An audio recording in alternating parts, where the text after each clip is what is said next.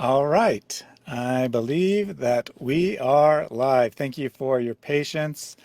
Right as we were about to go live, my computer decided to freeze up and I had to restart everything.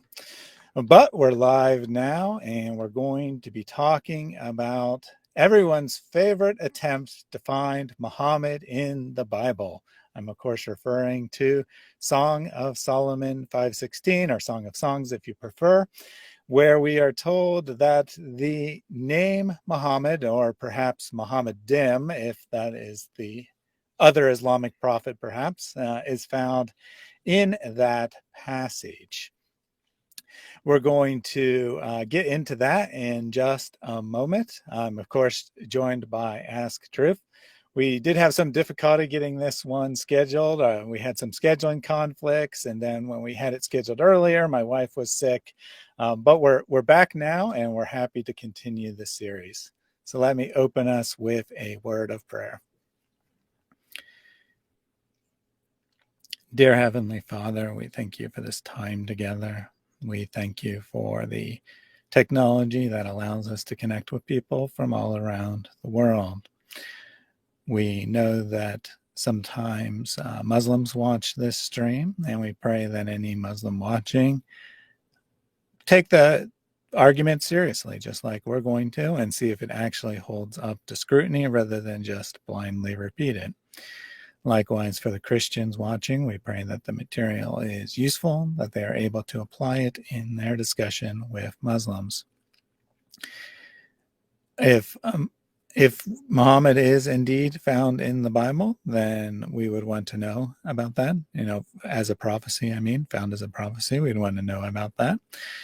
And if he's not found in the Bible, like the Quran claims, then Muslims should want to know about that, because it would invalidate the claim of the Quran and prove that it either doesn't come from an all-knowing God, or it comes from a God who purposely is deceiving them, one or the other.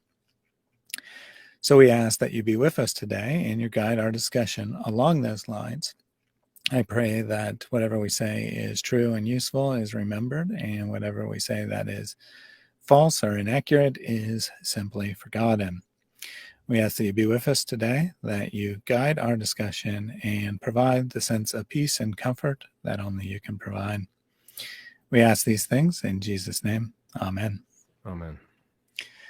All right, so I have a confession to make that usually we have a animated clip taken from Finding Nemo. I was not realizing that this was coming up on Wednesday, so I was focused on making my video that I'm doing about Andrew Tate, and I forgot to complete the video. However, we do have a video from Ask Truth, which is even better. Anything you want to say? First and foremost, it is not from me.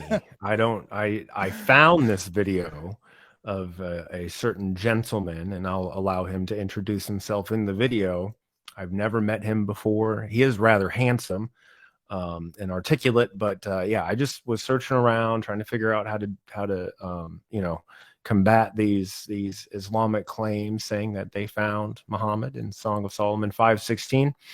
And I just so happened, Thaddeus, to fall upon this particular video, and I shared it with you. And I hopefully it is educational for all of us. But again, I don't know this person ever. Noted. This is a completely different person. Definitely Random. not you in this video. No. Okay. As far as the animated clip goes, I will still put that together, and I'll just release it separately. It was going to feature a new friend of our hero. Her name is Zakira. No resemblance to Zach or Nike or anything there. And she speaks Hebrew. So, not whale, but Hebrew. Yeah. I think it goes something like, I speak Hebrew.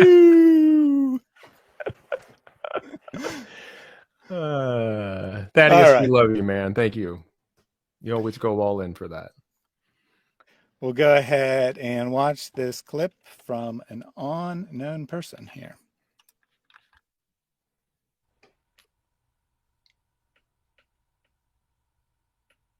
Good evening. I am Sir Frankfurt Falafel, and I am here to share with you all a story inspired from Muslim apologists using the Bible to tell the story about their favorite prophet, Muhammad. This was written by me, Sir Frankfurt Falafel, and this is how the story goes. Muhammad was once a king of Israel's son.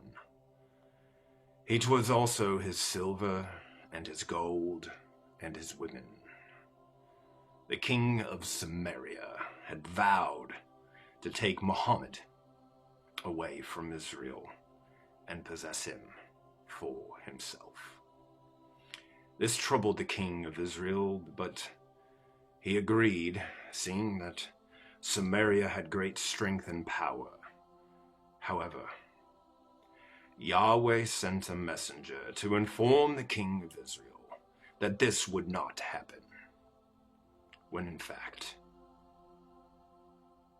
Yahweh said that Samaria would fall under the foot of Israel.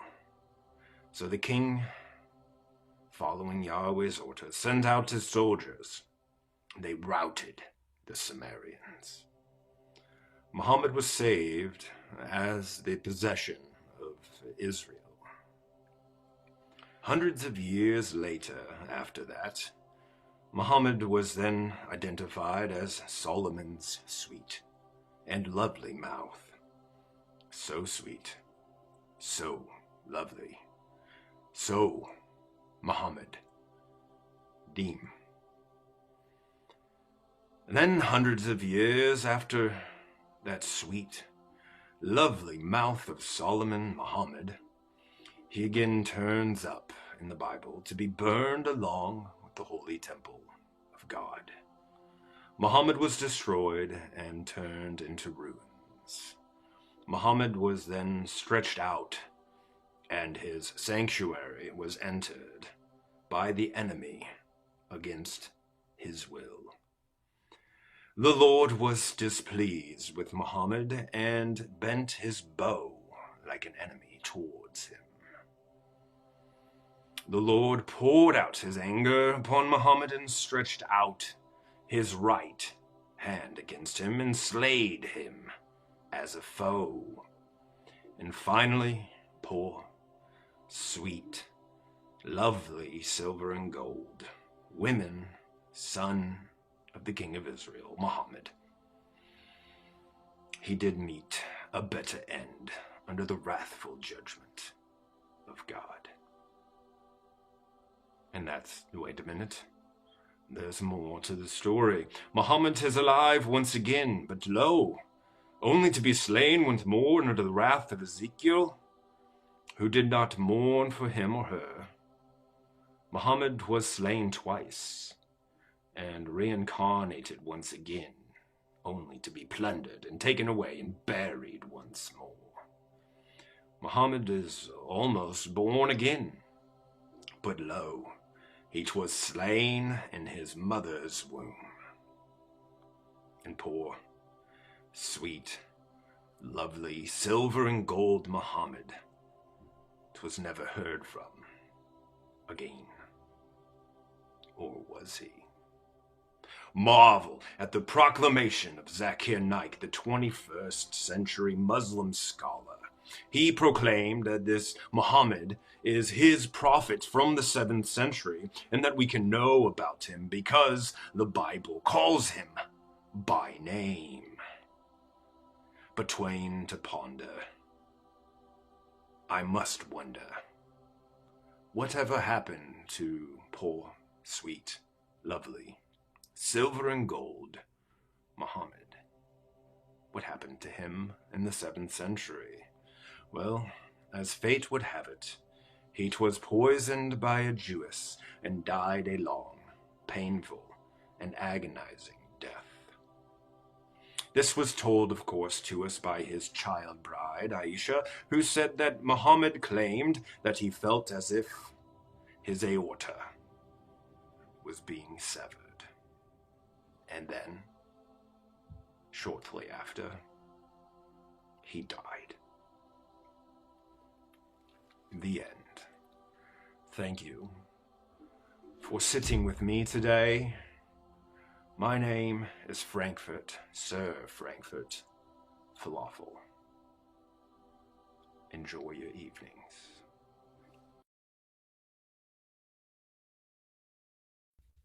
All right. Very interesting material there, don't you Yeah. think? No, I thought it was, and I had a chance to message him, Sir Frankfurt Falafel, and try to understand what and why he was reading, saying that Muhammad was all of these different characters. I had no clue what he was talking about, and eventually he explained it to me, Thaddeus. I had never heard this before. Apparently, words have meaning, and especially in Semitic languages, there's root words and things like that. And so he was very inspired by Zakir Naik, from what I understood, and he was inspired to see, here is this character, Muhammadin, who has been prophesied in the Bible in the Song of Solomon 5:16. And so apparently he went on a search to figure out, what does this word mean? Is it used any other way, shape, or form throughout the Bible? And then he discovered that it was indeed used 12 times in the Bible, kind of throughout the scriptures. And I did take notes, and I'll get into them a little bit. And as it turns out, him being a super creative genius, author, writer, and narrator, he put together all of the different stories from throughout the Bible, all the different contexts, and wove them together masterfully, if I might add, that masterfully, so that we would understand more truly this character from Song of Solomon 5:16, whom Zakir Naik and Ahmed Deedat and a lot of other Muslim apologists proclaim is Muhammad, who is mentioned by name in the Torah and the Injil. What did you think? Did you learn anything, Thaddeus? I Would you thought it like was to add very anything to that, interesting. sir? That the story of this Mm-hmm. character is found throughout the Bible. I was under the impression that he was only in Song of Solomon, but apparently that's not correct Yeah. if we actually take the argument seriously and Mm-hmm. we look at all of the Old Testament in a few other places as well. So we get a complete story, if you will, about this particular individual, which is prophesized apparently by the Old Testament prophets. Mm-hmm. I think we'll get to Yeah. look a little bit, more at that as we go along here. Before we do that, super chat from our Kitsune, Halal of Thrones, comment on the video there. Mm. Snowflake says that was embarrassing. Well, that's not fair. I mean, come on. He was just taking the Muslim argument seriously, looking, and he's trying to be consistent. Well, let's give him some credit. He's trying to be consistent and not just use the passages that he wants to use, but use all of them. Yeah. But to be fair, I mean, you guys can say anything you want about that guy. I don't, I did speak with him, I suppose, but I didn't know him before this. So you can say any mean thing about him. I don't really care. One thing you can't say about him is he's not super handsome. That's neither here nor there, though. Indeed. And Marion said Muhammad dim, with emphasis on the dim, because of course Muhammad is quite dim. At least if we take the Islamic narrative seriously. Mm-hmm. Oh, and we do, and we will, and we'll kind of jump into it, and we'll see what's really happening. All right. Any other ones, Thaddeus, before I Well, move? Snowflake did disagree with you. He said he really isn't. I assume meaning handsome. Although I suppose he could be saying Muhammad's not dim, but I doubt that. So he's probably saying that you're not, or I'm sorry, that Mr. Falafel was not very handsome. Okay. I mean, that doesn't hurt my feelings at all, because I don't know them. Anyhow, so I'll kind of jump into a little bit of the meat of it. Typically, at this point in time, I'm going to open up my PowerPoint presentation. I'm going to share with you a whole bunch of deep insights into this. That's not how this is going to go today. We're going to use the story from Sir Frankfurt Falafel. And I think, honestly, the story speaks for itself. It is completely absurd. It is strange, and it makes exactly zero sense whatsoever. But the Muslim apologists are going to go with that, right? So we're going to first back up, and we're going to review why it is that we are doing what we are doing. The first reason why we are doing what we're doing is because the Quran says explicitly in chapter 7, ayah 157, that we can read about this unlettered prophet, whom all the Muslims identify as being Muhammad. We can read about him, present tense, in the scriptures, written about in the scriptures, meaning there was a writing written that the Muslims at the time of Revelation, between 610 and 632 AD, would be able to go to. And they could challenge the Christians and the Jews and say, look, within your Torah and within your Injil, there is a man named Muhammad, described in great detail. Even the Tafsir Jalalain says by name specifically. Now, I believe that's the only Tafsir I'm aware of that says by name. But, Ahmed Deedat and Zakir Naik took that very seriously, and they did find him written by name in the Torah and the Injil. But we got to really think specifics here, and we covered this at the end of our last video. The Torah is a very specific thing. The Torah is the book, according to the Quran, according to Islamic sources, the book that was written by God's right hand and given to Moses. Okay, so the book, the Torah, right, is the book given to Moses, written by God's right hand. I like to ask some somewhat rhetorical questions, Thaddeus, and I like to make you feel awkward in answering rhetorical questions. Okay. The book that Allah gave to someone, what was that someone's name? Well, I guess that might depend on which book. The Torah. I'm sorry, the Torah that was given. Who was it given to? What was the name of that prophet? Moses. Okay.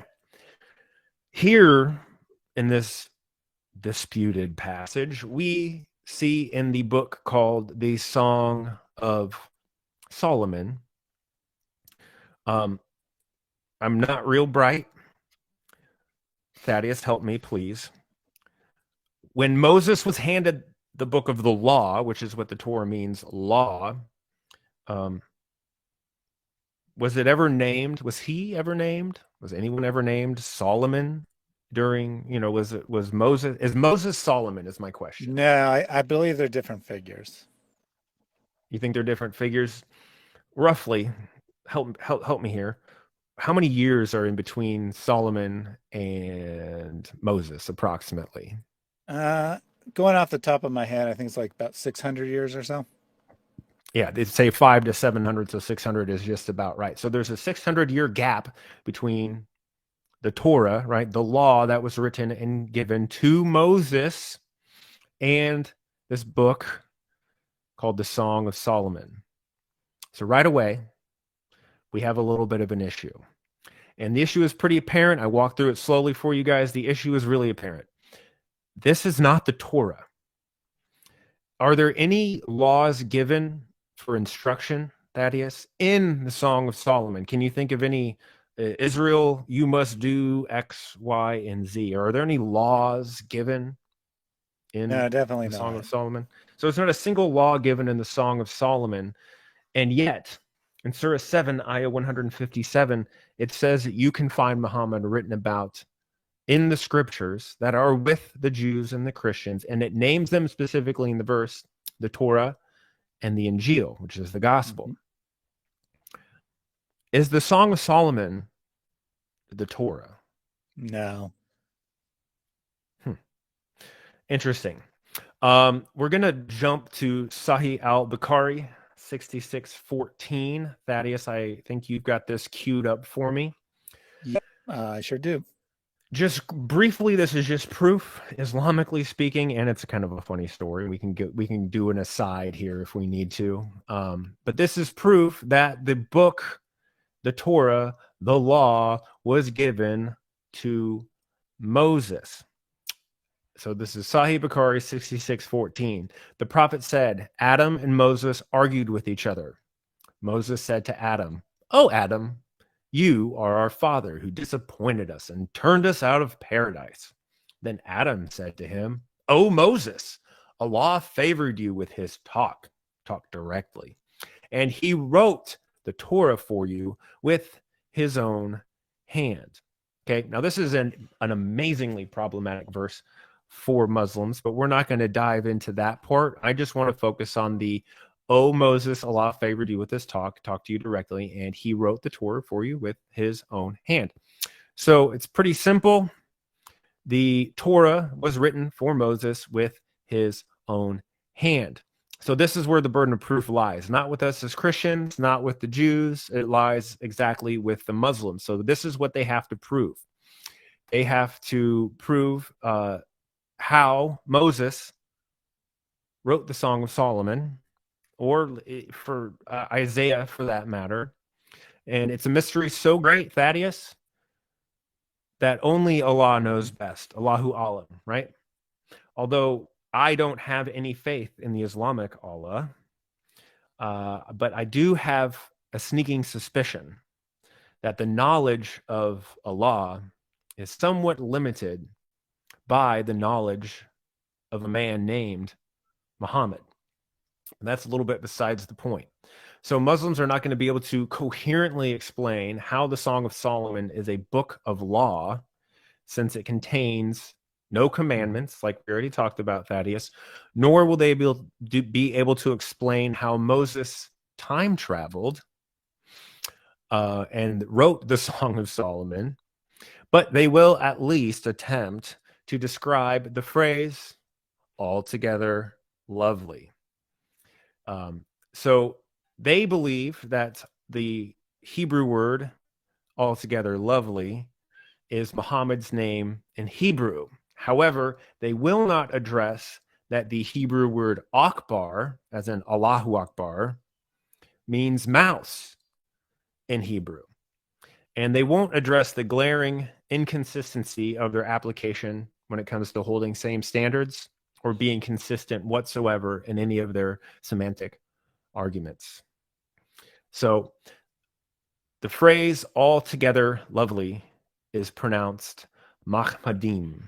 Okay, so if you don't mind, Thaddeus, going to Bible Hub, Song of Solomon, Interlinear, chapter 5, verse 16. I had a feeling you had that pulled up.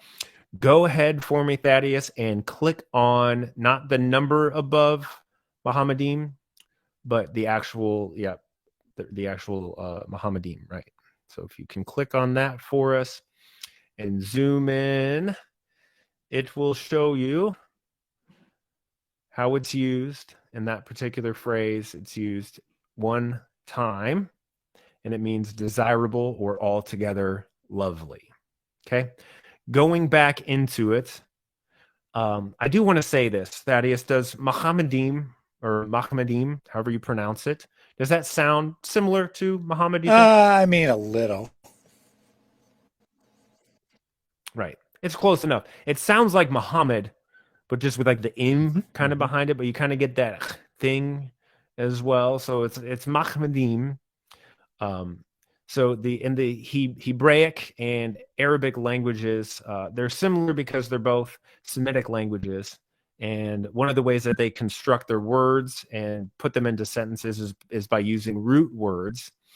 And so in this case, the root word of Mahmadim is Mahmad. So if you go back one space for me, sir, and then click on the number above that, the 4,000, whatever it is. All right. So you can kind of scroll through, zoom in on that. So Mahmad, the Hebrew word, the root word of this is Mahmad, which means desire or desired or desirable thing. Mahmad occurs 12 times in the Old Testament.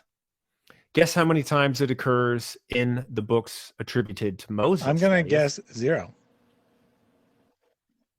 You guessed correctly, sir.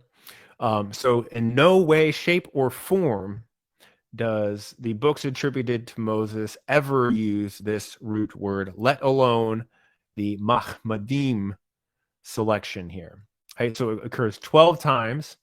And we talked about how Sir Frankfurt Falafel was inspired by the Islamic argument, and he drew all of his book and his writing from using the root word Mahmad. It was indeed a challenging task, so I hear from Sir Frankfurt Falafel, because as we find out, Mahmad is never actually one thing.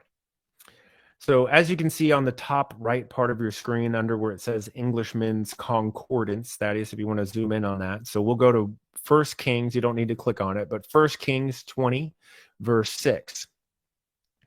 When you read this passage in context, what you see is that everything that the king of Israel owns or considers valuable, which is King Ahab at the time, that is Mahmad. That is the root word used, Mahmad. Whatever is desirable in your eyes, the king of Samaria promises to take away from him, to plunder from him. And at first, when you read the story from Mr. Frank Falafel, you realize that Yahweh actually turns the Sumerians away. However, that is what they were going after.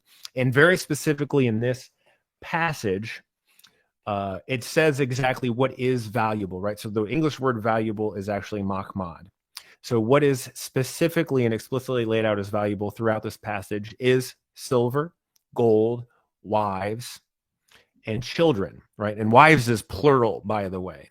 So quite literally, if we're going to be applying the same standards that Muslims use for Song of Solomon 5:16 and applying it throughout the rest of Scripture like we ought to, quite literally it means that Mahmad or Muhammad is silver. It quite literally means that Mahmad is gold. Mahmad is a plural wives, multiple wives. Apparently he has multiple personality disorder, which actually might be a prophecy. And Mahmad is also children, right? So Mahmad is not one thing. It's literally just describing something. It's just a word that means desirable or desirable thing.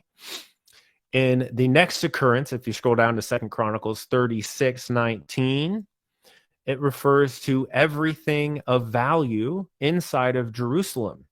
And what happened to all of those valuable things that were inside of Jerusalem, Thaddeus? Do you want to guess? I think that they were plundered or destroyed, something like that.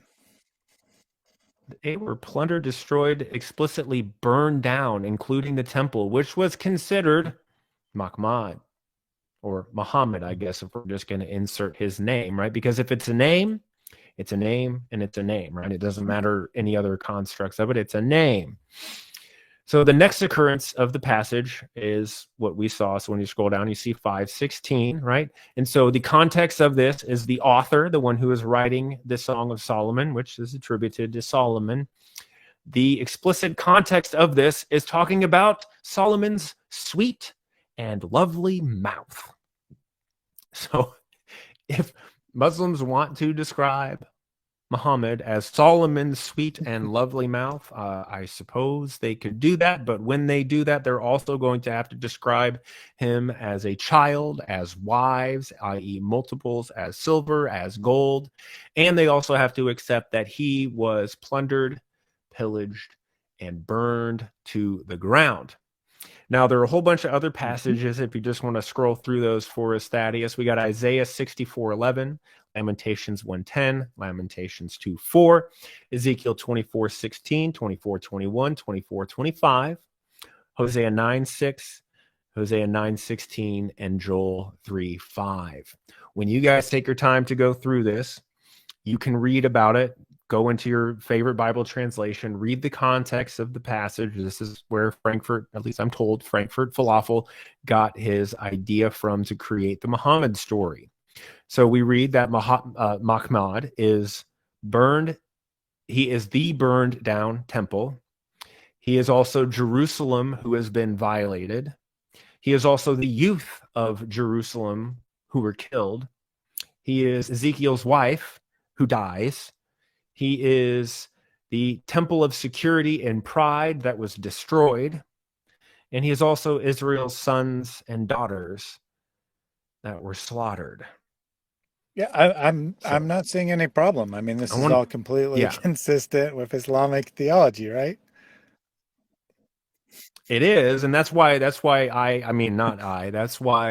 Frankfurt Falafel threw in the part at the very end. Right. So if all of these characters are the one character, Muhammad, first of all, there's a bunch of reincarnation that's happening throughout the Islamic ideas. And there's a lot of punishment going on and destruction going on to Muhammad. And then as fate would have it, Muhammad was actually destroyed by a Jewish woman who fed him poisoned lamb. Oddly enough, he took up her invite to come and have dinner with him after he and his soldiers quite literally slain her entire family and village. He decided that it was a good idea to go have dinner with this woman.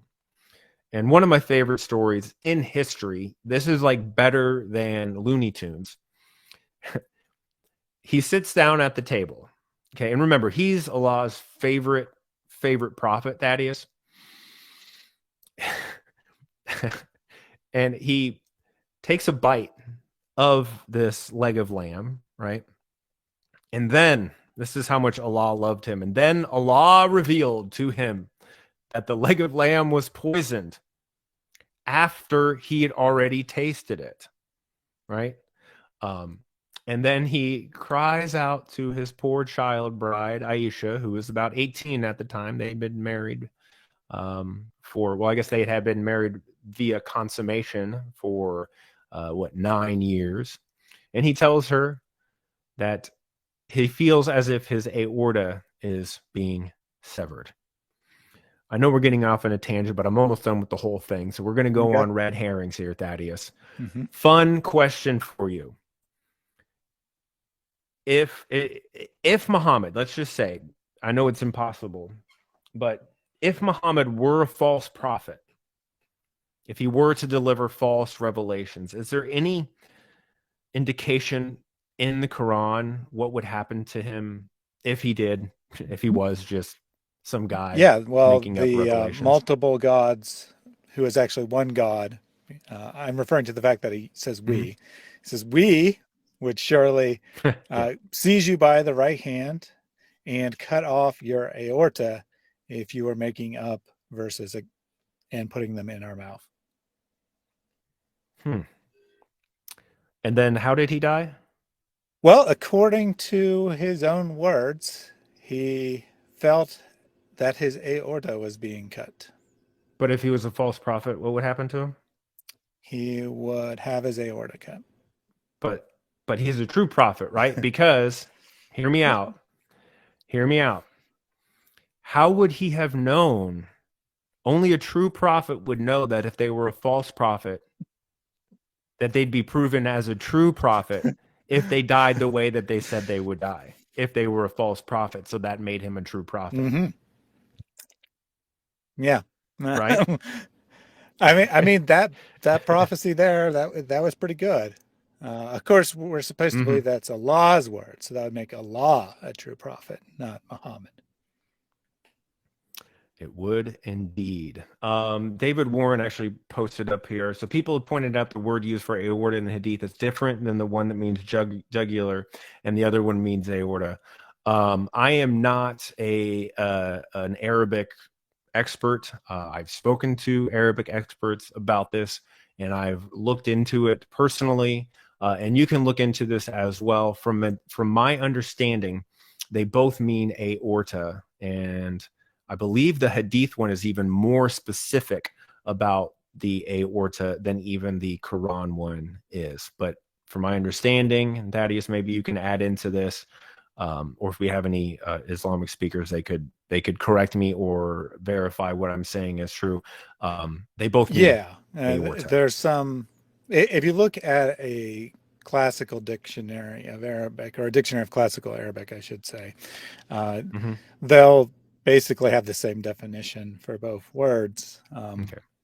There's some question as to whether one is more specific than the other, but it doesn't really solve the problem, right? I mean, if you use a synonym for that means the same thing, is that really different? I think that of the Muslim excuses they try to offer, I think that's the weakest one. Yeah. So I don't know why my brain thinks like this, but like an example I could give you, like a modern day example, right, is like I can say like I got punched in my stomach, right? If I'm a false prophet, I'm going to get punched in my stomach.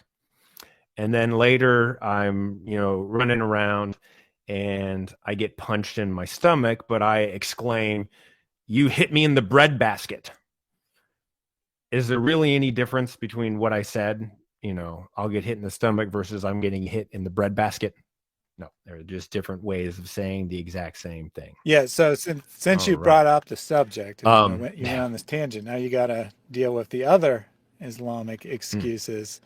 I think probably the best excuse they offer, at least in principle, is that it's just a idiom, that it's just a way of saying you'll die. So how would you respond to that one? I agree with you, actually. I think that is the best response to it. Again, not being an Arabic expert of what an idiom was back then, right? You're going to have to provide evidence that it was a common idiom, just to say, oh, that's just a way of saying that you're gonna die. He still died in the way that he said he was going to die. So if the all-knowing Allah wanted to make very clear what it was that he was going to do, he didn't do a very good job by using an idiom to say that, and it, as I'm just spitballing here, Thaddeus, upon Muhammad's death, I believe there are some of the biographies that say that his followers believed that he would resurrect. Is this true? Yep, that's true. Have you heard that before? Okay. So his followers believed that he was going to resurrect. Why? Why would they have come up with that idea? So let's say that verse was an idiom, saying, look, if he's a false prophet, he's going to die. Right. That's how a modern Muslim would react to that. Say, oh, well, he's just going to die. So therefore he will never die, because he's never a false prophet. He's never delivered a false revelation, which is demonstrably false, which we covered in Deuteronomy 18:18 extensively. So he's never a false. He's never going to die. So that might have been why his followers were so convinced that he wasn't actually dead and that he was going to somehow resurrect. I don't think that's exactly the answer to the question, but I would say, look, if you're going to go with the idiom, it's got to be the idiom both ways, and he just can't die. Yep. But he did die. So end of story. And maybe that's where you were going. Well, no, I just asked the question because that's what Muslims bring up. You started off by saying they would have to prove that, and that's what I say to a Muslim when they tell me it was an idiom. And strangely, they've never provided any proof. I don't definitively know that it's not an idiom, but the fact that it's two different words kind of undermines the claim that it's an idiom, because idioms are a group of words that don't have a meaning equal to the literal combination of the words, which means that you don't have an idiom with two different words in it that mean the same thing. I mean, you still could. It just makes it just undermines it. So they really need to provide some evidence for that. Yeah. That was one long red herring that I threw us into, and I apologize, Yeah. but it's Yeah. fun Well, we blame information. you. Yeah, no, it's 100% my fault. So we'll try to pull it back in here, guys. So as the Muslim apologists say, right? Muhammad is mentioned by name. That means Mahmad is a name, is a name, right? And so all of the other stories that we just read about him, that also has to be him. As we've just read and as we've just heard, it is incoherent and nonsensical to hold that position on the account of how absurd that story actually was about Muhammad as being this character who's time traveling throughout, Israel and going into Arabia and dying all of these crazy tragic deaths and shape-shifting into silver and shape-shifting into gold and shape-shifting into a woman or a child, or even one of them, he was an unborn child who was killed as well. So it's just a level of inconsistency that Muslims really don't want to take, right? So if it is about if it is about Muhammad, that just means that he was destroyed over and over and over again throughout the centuries and millennia. And that at the end, he is not resurrected since the Jewish woman poisoned him to death. He is still dead since then and being tortured in the grave and under the feet of Jesus Christ, judged, burning in hell. That's my opinion and the opinion of a lot of others. However, and again, we've been as charitable as we possibly can be with Muslims on this. If we are being charitable, I would just give some advice to the Muslims. Muslims, right? Look, there are arguments that you can use, right? We've debunked Deuteronomy 18:18. We've debunked Deuteronomy 32. And this one is quite laughably debunkable within minutes about the sweet, lovely mouth of Solomon and his wild journey throughout history, and always being punished, by the way. So if I'm a Muslim apologist, I'm not going to use this argument. And in fact, it is so embarrassing to try to use this argument that I would go around campaigning against other Muslim apologists for ever using this. Because when you hear this, it makes you go, what are you talking about? And it makes you just want to turn away from Islam altogether because of the arguments being made by their apologists. So my sincere advice to Muslim apologists, don't use this one. Don't use Deuteronomy 32. It didn't work well for you unless you want to commit shirk. And don't use Deuteronomy 18:18 unless you're willing to agree that Moses would have stoned Muhammad to death for revealing false revelations and not having any prophecies come true. Otherwise, hold on to hope, even though there is no hope for you anymore, because as we established, the Torah is done. The Torah was done with Deuteronomy. Song of Solomon is not written by Moses. It was not a book given to Moses. In fact, it says in its name that it's not Moses. It says Solomon. The next couple of Old Testament passages we're going to go to are going to be Isaiah. I don't know if we go to 23, 29, 42. Thaddeus, do you remember which all ones? Because you had one that you really wanted to go with, right? Yeah, well, so there's three passages in Isaiah that they try to go to. They try to go to where it speaks of the unlettered prophet, supposedly, or it speaks of a figure who is told you can't read. So they say that's Muhammad. That one's not too popular, and if you read the passage, you'll quickly figure out why. Then there's a passage about. Well, in context, maybe I shouldn't give it away, but in context, it's about Yahweh condemning Arabia, but or a certain northern region of Arabia, near where Muhammad was. And they'll say that this is the conquest of, or it's the migration from Mecca to Medina.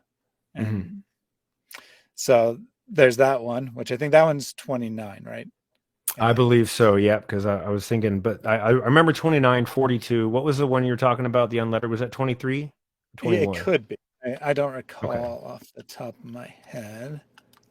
Yeah, and we'll get it all looked up. I have it all organized somewhere in my brain and on paper. But yeah, so we'll definitely get to that, and we're just going into it in terms of chronological order, at least chronological order in terms of how the Bible is written, right? So we're going from the first books of the Bible as you progress through to the last books of It the Bible. looks like 29 is Hmm. actually the unlettered prophets. Oh, That that's it. means Okay. it must. So then it's probably 23. That's Yeah. the passage about Arabia. Yeah.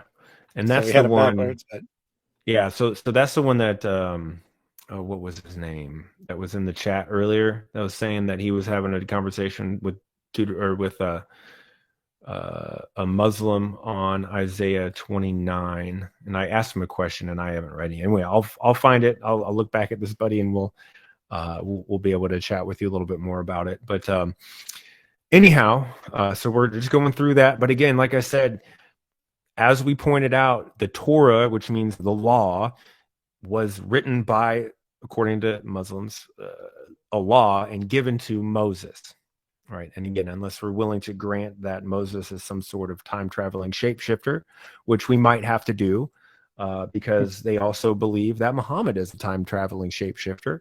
So maybe they just believe in all of that stuff. Maybe that's part of their secret society stuff that none of us are ever going to know about. But anyhow, that's where we're at with that. But there is hope in the New Testament, my friend. Really, there is hope in the New Testament. But for the Muslims, there's also hope in the New Testament for real. And then there's also hope in the New Testament in Matthew. I believe that one might be Matthew 23 and John chapters 14 through 16. And so we'll get to that. And then we're going to do the Muslims a favor, aren't we, Thaddeus? We're going with their arguments for where Muhammad is. That's true. But That's we true. are smarter than them because we believe the Bible, we study the Bible, we read the Bible consistently. We know where Muhammad is in our Bible, and Yeah, the game, he may be in there after all. he might be in there after all. And so we're going to do a real quick reveal, right, on Mm-hmm. where we believe that he is as a little bit of a bonus video here, right?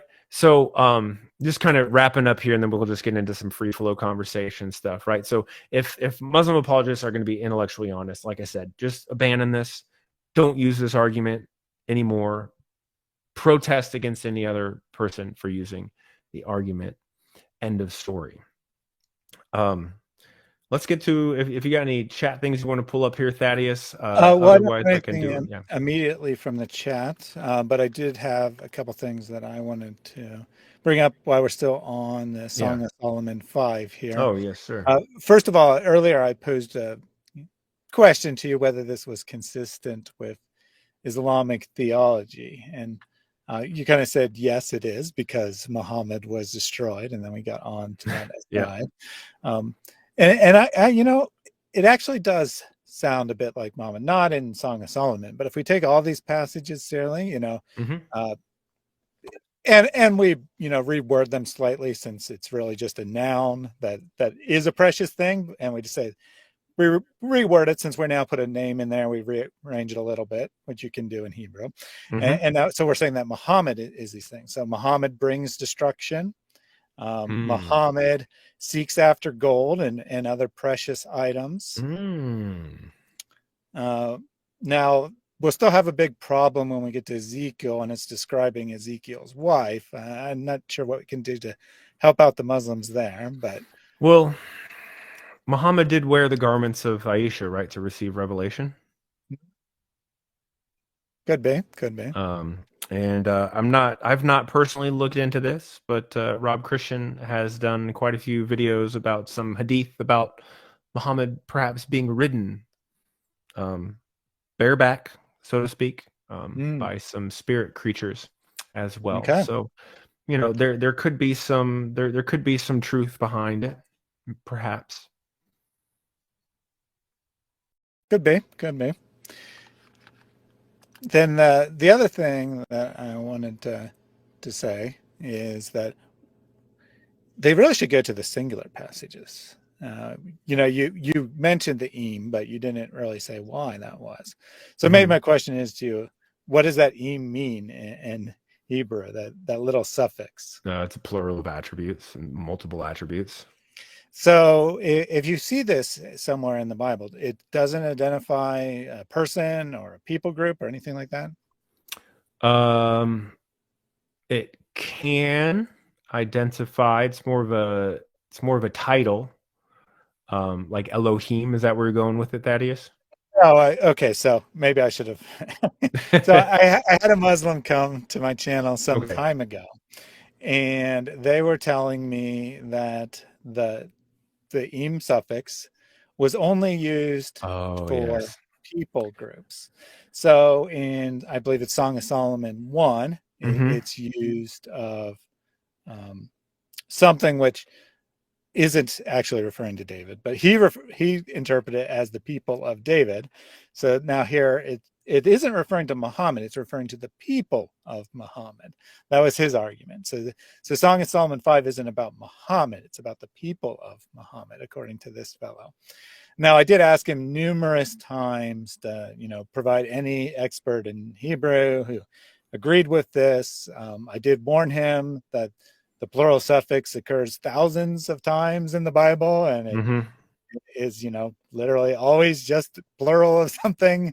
Right. Um, but uh, how would you answer this fellow who thinks that this is referring to a people group? So it is the Mohammeds, is what he's saying basically. That it is the Mohammeds. He's not denying that it's singular. Unlike say Zakir Naik, who would say that Okay. it So is singular. basically, I think I've just grasped what he was trying to say. So right. So basically, the Mohammeds are what kind of the more contemporary Christians to Muhammad's time, closer to his time. They called them Mohammedans, right? So we would call them Muslims today. So this is essentially he's saying is addressing Muslims. Is that what you're Yes, saying? yeah. So like they're the Mohammeds, but they're Muhammad's people. So that's what he's Well, saying. What this particular fellow, and to be clear, this is the only person I've ever heard that makes that yeah. argument. But still, The more common one I hear is that it's like a plural of majesty, right? It's yes, to just indicate how fantastically wonderful and great this particular individual is. Um, yeah. but So we'll go ahead and tackle both of them then. well, let's I was going to do that one separately, but you can yeah, tackle no, both that's of them. fine. If you want to pull up, um, if you want to hold on, let me close this out.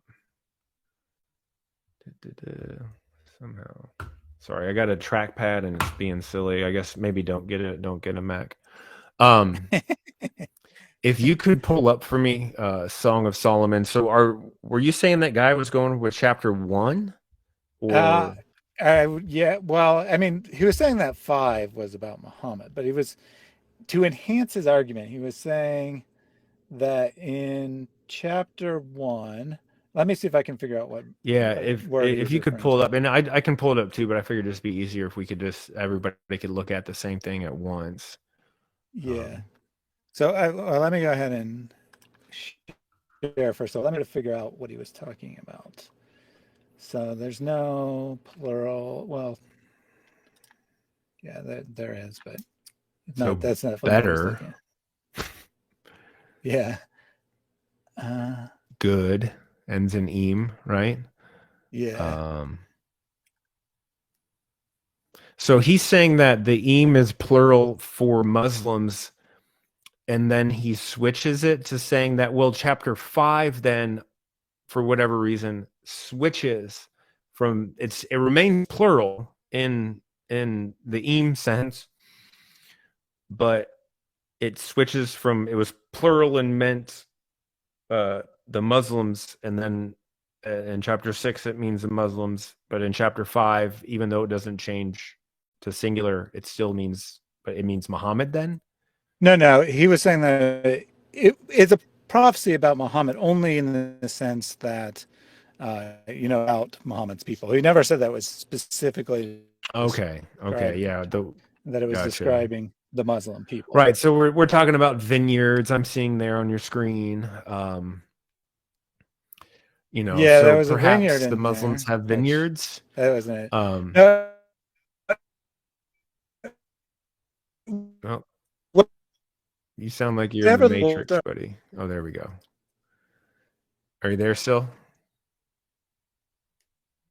Can you hear me? Okay, yeah. yeah. For some reason, I don't. All the screen went blank for yeah. a second, but Can you repeat what you said there for me, please? this particular Muslim said he was trying to claim a particular word meant David or Oh, Davids, I suppose. And because I'm pretty sure it was in Song of Solomon 1.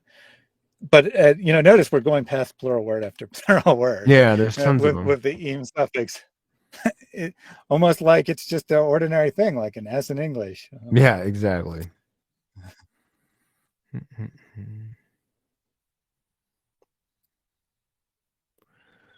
Yeah, I don't see any. I mean, there's literally just an I am right Yeah, there, and which this is is my mistake. if. It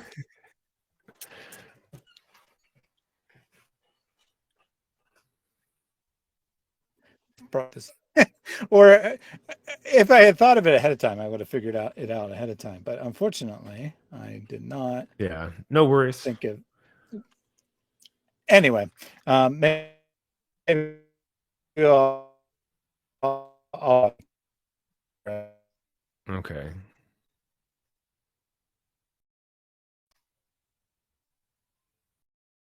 Oh dear.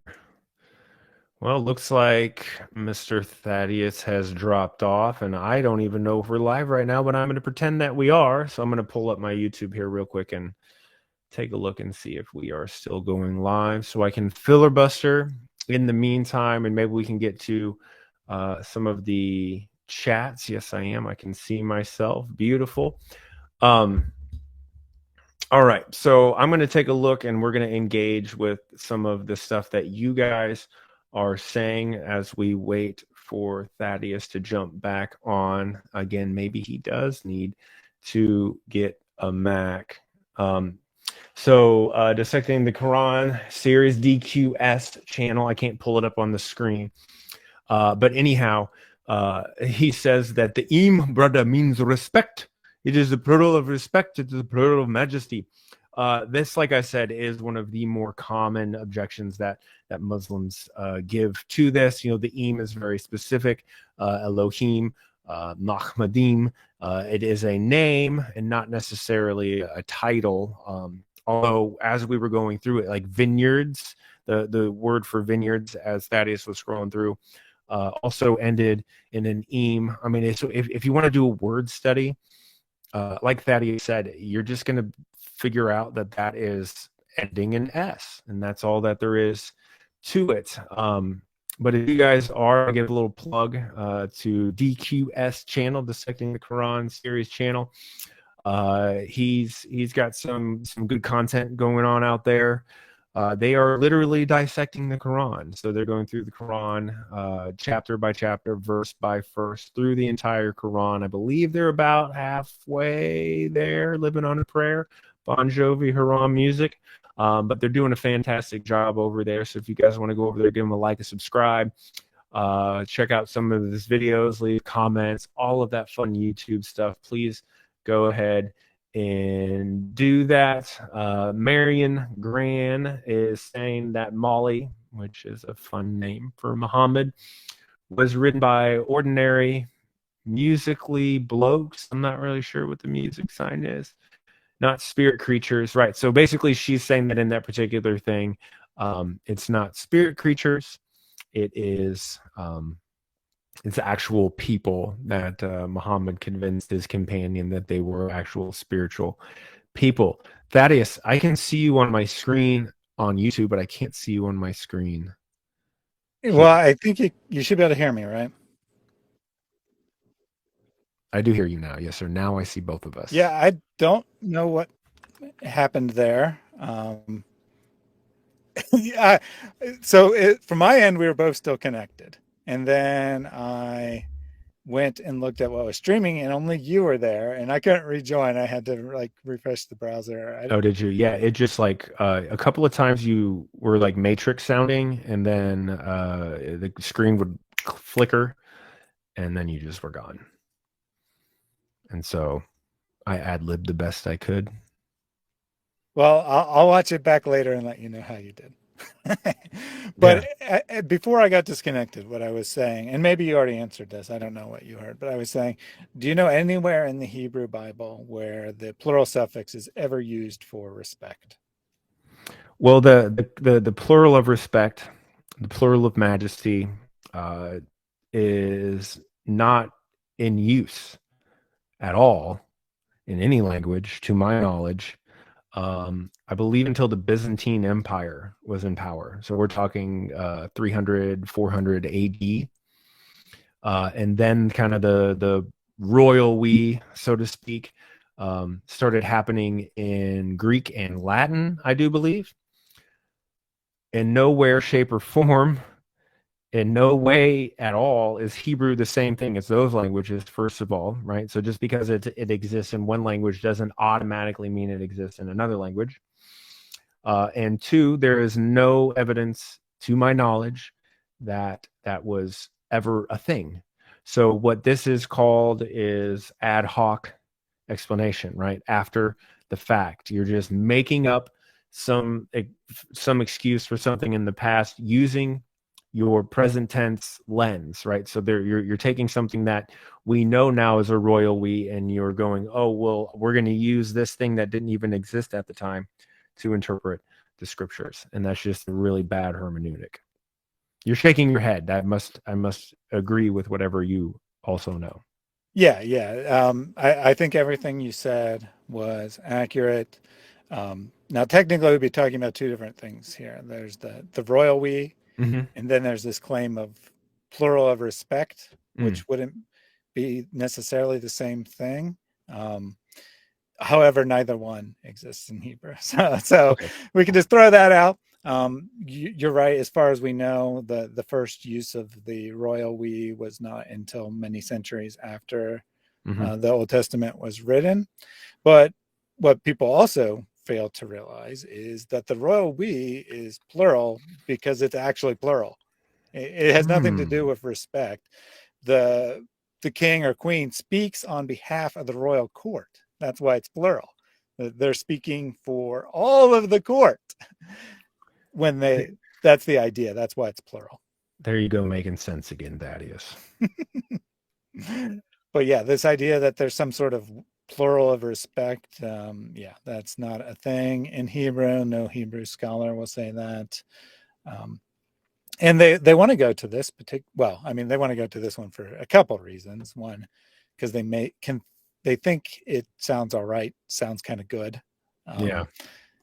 And two, because of the suffix, it makes the sound more Mm-hmm. like an H. So then it kind of sounds like Mohammedim. Mm-hmm. So, to his credit, Zakir's not entirely wrong. He didn't just totally make that up. Right. But that's only in the Masoretic pronunciation, Mm-hmm. which came about in the Middle Ages. We don't Right. really know for sure how it was pronounced in ancient times. So, Mm-hmm. Yeah, I mean, so it's like a best guess pronunciation based on the earliest, because they would have like the diacritical marks or whatever the vowel markings in Hebrew with the Masoretic text there. Yeah, I mean, that's like close as you can get, right? We didn't have tape recorders or anything like that back in the day, so you would assume that the language didn't drift too far away. However, if you try reading Victorian English, Shakespeare, when was Shakespeare around? Like 16? Was it earlier than that, 1600, or was it 1400? I think it's 1600s, but I'm not Okay, certain. so we're talking 400, 500, 600 years at most difference with the English language, and it has evolved significantly since then. It has changed significantly since then, to the point where if you try to read Victorian English or Shakespearean English, a lot of us like have to sit there and go, huh.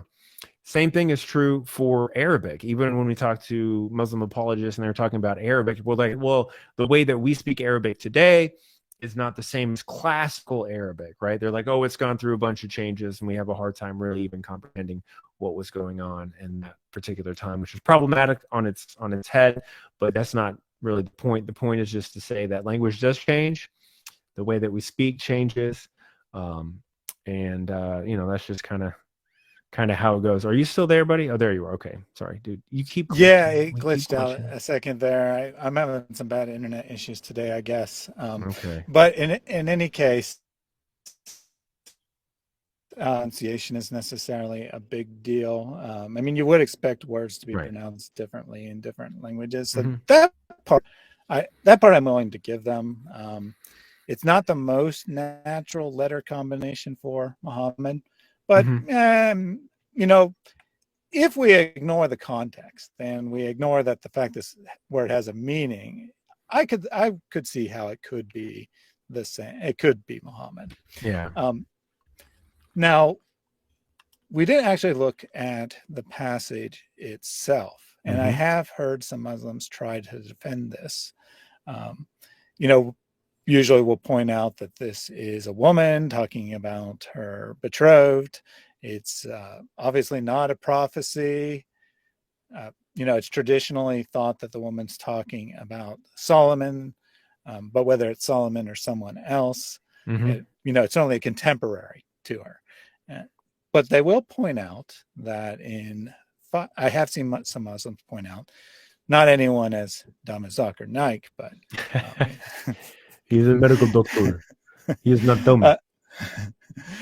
Yeah, I mean, he doesn't attempt to justify the passage at all. He just asserts it. But I have seen a couple Muslims try to justify it, and they'll go to verse 2 of chapter 5. Okay. Before she starts describing the figure, it says, "I slept, but my heart was awake. A sound, my beloved, is knocking." Let's say, see, she's having a prophetic dream here. So how would you respond? Is she having a dream here, first of all? And is there any reason to believe it's prophetic? I'm just gonna, if you want to pull it up, I'm gonna read it. I'm in the ESV right now, and we can just scroll through it together, right? So, I came to my garden, my sister, my bride. I gathered my myrrh with my spice. I ate honeycomb with my honey. I drank my wine with my milk. Eat, friends, drink, and be drunk with love. So this is the ESV, Song of Solomon 5. That was verse 1. Verse 2, I slept, but my heart was awake. A sound, my beloved is knocking. Open to me, my sister, my love, my dove, my perfect one, for my head is wet with dew, my locks with the drops of the night. So we'll pause right there, right? And so it says here, I slept. This would indicate that she slept. Now, I don't know if we want to dive deep into the Hebrew and see if that was past tense slept. It is clearly in English, slept. But it's kind of a weird language thing that it could mean both. But my heart was awake. A sound, my beloved is knocking. Open to me, my sister, my love. Right. So I don't know, Thaddeus. What do you think? I don't think there's going to be a real strong argument. I think you can make a good argument either way. Well, yeah, I think that it's past tense, or at least appears to be past tense. You're right that the verb tenses don't necessarily match one-to-one between languages, but I think what she's saying is, I was sleeping and then I heard a sound. My beloved's at the door. I think that's what she's saying here. Look, I try to be as charitable as possible, as always. You could make the argument based on what we've read so far. Look, she's asleep, but her heart is awake, right? We're saying she's sleeping, but her heart is awake. And in my dream, a sound, right? Meaning my heart was awake, but I was still asleep. And in this dream, it doesn't say it one way or the other. And it would be one of those arguments that you get in with someone, and there's really not a clear-cut right or wrong answer to it, unless you can dive into further context to figure out what's going on. What are your thoughts on it, man? Well, yeah, I guess that makes perfect sense, what you said. However, we do have context, right? This We isn't the do. only passage in Song of Solomon, and the beloved figure is referred to several times. Hmm. So if we're going to say this is Muhammad, then we can't just look at this portion out of context. It means the whole book is about Muhammad. I would think. What do you Yeah, think? I mean, it is a back and forth poem. It is a back and forth poem, meaning that, and it's between two main characters. It's between a male uh, loving a female, and he's speaking to her, and a female loving that same male, speaking back to him. So it's this back and forth love poetry happening. And so if Muhammad is the he, right, the male character spoken about here with the lovely mouth, um, then it would stand to reason, Thaddeus, that the rest of the he passages are either written by him or about him, if it's coming from the female's perspective, right? But that's another thing that would be interesting to dive into, because clearly the author, the narrator, one of the narrators in this story is the main character himself. So is this Muhammad himself writing about himself, if that's the argument that they're going with? Yeah, I guess. I don't know. The Muslim's going to have to help us out here. Is the whole thing being written by Muhammad now? Because you're right, it is back and forth. There's the passages which are marked as he, and the passages Mm-hmm. that are marked as she. Obviously, the translator added that to help us, identify who's speaking. Mm-hmm. But it's clearly multiple speakers in this text, one Right. of which is the beloved, Mm-hmm. right? The beloved speaks in this text. So if it's a prophecy about the beloved, Mm-hmm. I'm trying to think of the most generous interpretation. Maybe the entire book is written from written by neither the woman nor the man, and someone else is writing that this woman has a dream, and Yeah. that's why you can write about both figures. I mean, I'm trying to think of a way to make it work. Yeah. Um, no, I mean that's another interesting perspective to take on it. Maybe it's just kind of I don't want to say a fictional story, but it's a narrative story written to provide some deeper meaning or whatever it is, right? Like you can always take that as like it's just this third party writing about two people, made up characters about each other. You could take that perspective. I'm not sure I would hold to that perspective. In fact, I'm sure that I would not hold to that perspective. But if I'm trying to make an argument, maybe that's what I'm doing. Is, look, if I'm a Muslim, I might say, look, the author is writing love poetry, and it's included in the Bible because we're supposed to understand this in an allegorical way, to say that Muhammad is great and amazing and wonderful, and he's going to really take care of Jerusalem. I mean, that's kind of, I don't know. It's All right, so we can't come to a conclusion about we're trying to find a way to make this work. I mean, we're trying to be mhm. generous to the Muslims here. We couldn't quite definitively rule it out, so maybe there's a tiny little door there. So let's just look at what this passage says. If this is about Muhammad, Yeah, then then it's about Muhammad. You can't just go to one verse and say, "See, Muhammad's name's in the Bible." right. So let's look here. The woman says, "Open to me." Oh, sorry, the beloved speaking. Yeah, "Open to me, beloved my knocks sister, it. my love, my dove, my perfect one. For my head is wet with dew, my locks with the drops of the night." So if we're taking this as Muhammad, he knocks on some woman's door and he says, "Open the door for me. Um, my hair's wet." Does this Hmm. does this sound like anything in Islamic history that you're aware of? No, I can't think of a single time besides when he bathed with dead dogs that his hair would have been wet. And we don't know of when he went knocking on his beloved's door either. All right, No. that's too bad. Let's continue on. "I had put off my garment. How could I put it on? I had bathed my feet. How could I soil them?" So this is the woman speaking. Hmm. So she's saying, clearly she's saying, like, I'm not ready to greet him at the door. And then she starts describing the beloved. So let's see if this sounds like Muhammad here.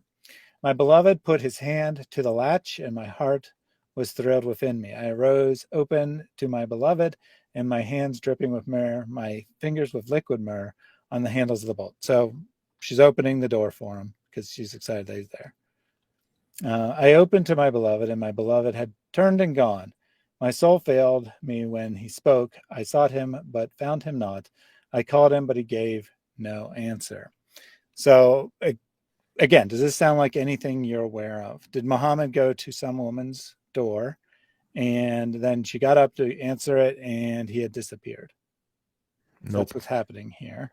So if we're taking this as a prophecy about Muhammad, right, then this has to match Muhammad. We can't just start at verse 2 and then jump to verse 16. We have to read all of them, right? I would hope so. All right, let's continue on. Maybe it gets better here. The watchmen found me, and they went about in the city. They beat me, they bruised me, they took away my veil, as watchmen of the walls. I adjure you, O daughters of Jerusalem, if you find my beloved, tell him I am sick with love. So this unidentified figure that's related to Muhammad in some fashion, because the only way we can take this as a prophecy if the woman's also in Muhammad's time, right?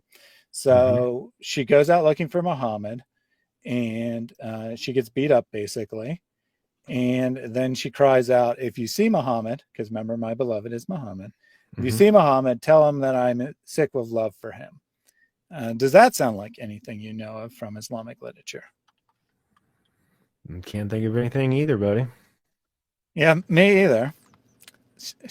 Such a shame. We can't find any connection to Muhammad in this passage. Not yet. Let's have hope.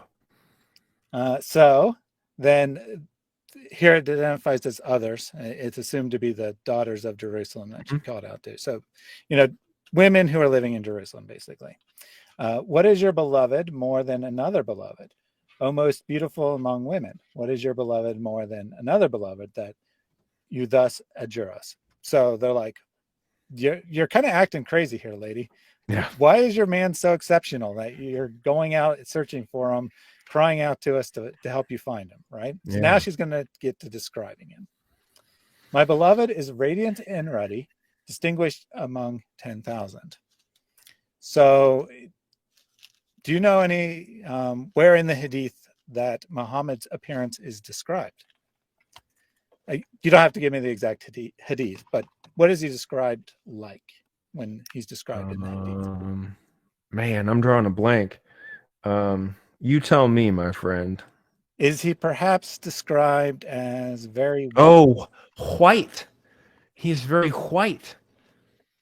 So, like that, but yeah.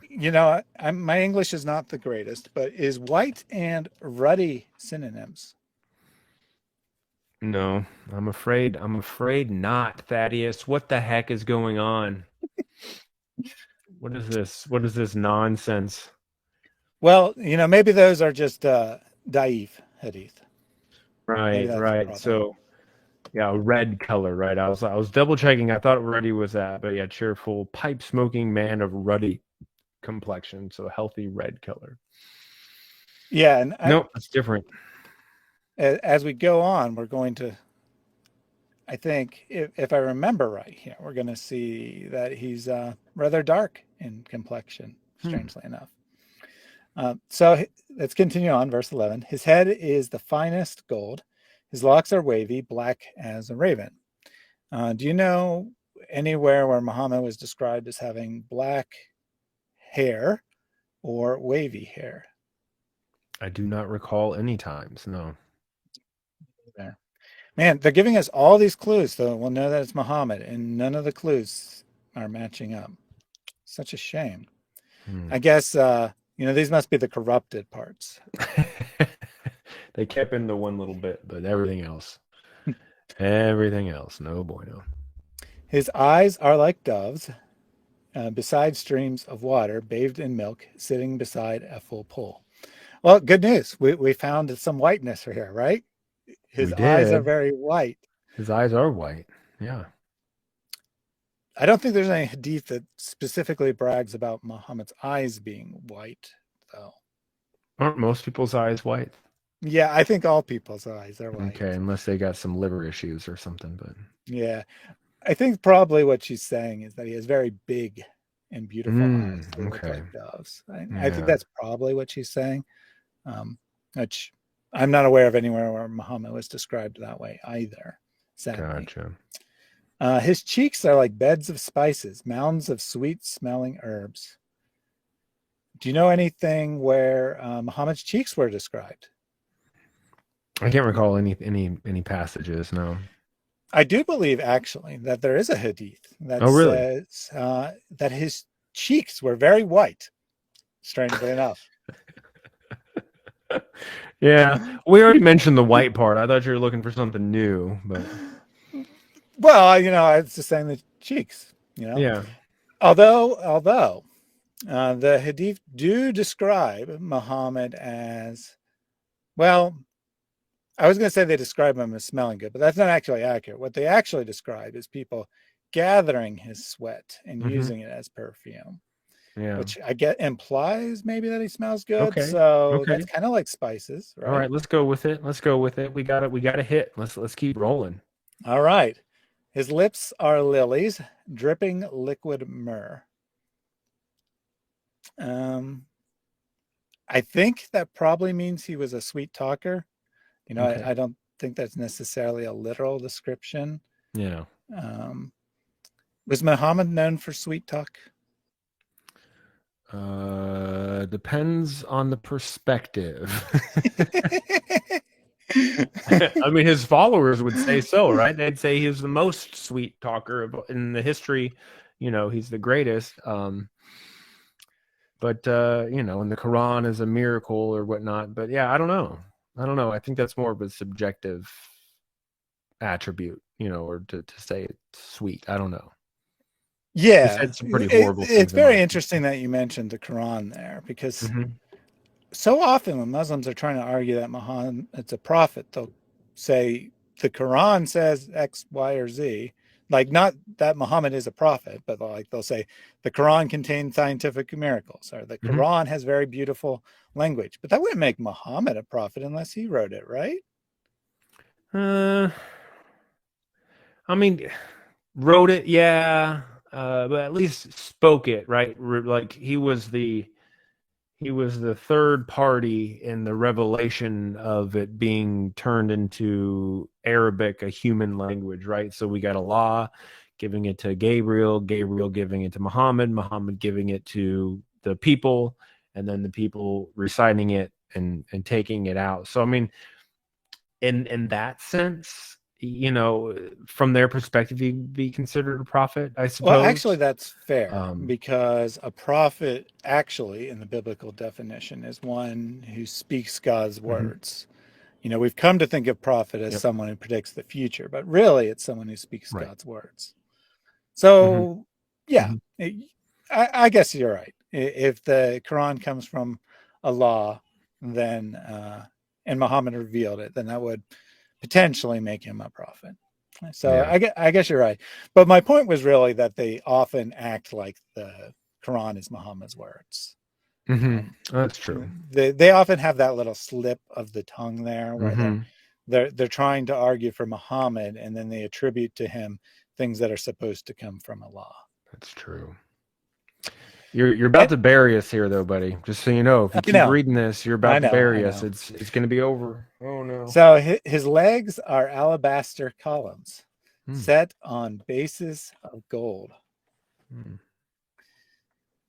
His appearance is like Lebanon, choice as the cedars. So, what do you think the woman is describing here? She is describing the muscliness, at least I think, of his extreme his body, right? He's just a well built man, I think is what it's describing. What do you think here, buddy? Yeah, I think that's what she's getting at. Mm-hmm. Lebanon was known for the cedars trees, which were the biggest and strongest trees of the land. Mm-hmm. Um, so, yeah, she's describing that he's very muscular and strong. Yeah, but you Um, didn't you didn't skip over the polished ivory part, did you? oh, yes, I did. Oh, you I'm can't skip sorry. that over, bro. Man, That's the most important. That's what I was telling you, man. If you skip this, you're gonna, you know. yeah, I accidentally skipped verse 14, so let me go back. His arms are rods of gold set with jewels. Mhm. His body is polished ivory, bedecked with Pause. sapphires. Pause. I'm a Muslim apologist now, bro. What Uh-huh. color is ivory? Yep, you're right. Ivory's He white. was white. So I don't know. This could definitely be about Muhammad. But let's keep reading. What do you say? Yeah. Well, we do have some ambiguity there, though, right? Because his arms are gold, which is not very brightly white, and his body's polished ivory, which Oh, is white, but it's yeah. bedecked with sapphires. So that means he had blue spots all over his very white body. Right. So okay. So So you let's think maybe let's. she's saying something different than? Dang it, Thaddeus, man. I was getting real excited that maybe this was going to be about Muhammad because of the whiteness of ivory. But oh man, as it goes with the context, which is one of the Muslims' top 10 most hated words, it doesn't make any sense that it's describing the color because his arms are rods of gold set with jewels, right? So we're talking about a texture. We're talking about how valuable they are, right? So all of these things are based on textures and values, and they're metals and diamonds and things like that, right? His body is polished ivory. Ivory is a texture, right? So we're describing a smooth texture, not necessarily in color, but in the texture of that particular thing. It's bedecked with sapphires. His legs are alabaster columns. Again, we're talking muscular, we're talking solid, strong objects. And you're right. I mean, if we're going to assume that the polished ivory, right, is a white color, then we're going to have to assume that it's bedecked with, sapphires of blue, and then his arms are gold colored, and they have jewels somehow set in them. I think you're right, Thaddeus. I got my hopes up, but you've beaten me. You're the winner. Yeah, I think that she's describing how valuable he is here, Mm. and not describing his appearance per se, Mm. even though she says arms and body. Right. And then likewise with the legs that I accidentally already read, she's not describing necessarily that they look like cedars or the cat just bumped my screen. So let me. Oh no. Right, but I mean, even here, right? So his legs are alabaster columns set on bases of gold, and then that's the end of the sentence. The next sentence is his appearance is like Lebanon. Mm-hmm. Lebanon is a country, Yes. right? Um, so yeah, I mean, clearly we're using allegorical language here to describe him, right? Choice as the cedars, right? Saying, look, he's a beautiful country. He's got great cedars. He's useful, whatever it is. So yeah, dang it. I was trying to catch. I really do. I was really trying to stick with the ivory bit, but we're just gonna have to move And on. so now we're just going to have to come to the Muslim favorite verse here. Mm-hmm. His mouth is most sweet, and he is altogether desirable, or he is Altogether lovely. Mohammedim. Mahmadim. Yeah. So the altogether desirable is what's been translated from Mm-hmm. Mohammedim. Mm-hmm. Right, and when we looked at the translation or the definition of the word mahmad, it was desired or desirable thing, right? So when we did that a while ago, that's what it was. Hence, why it's being translated as most sweet, right? So where do we get most from? Why does it say most at this point, Thaddeus, and not just his mouth is sweet?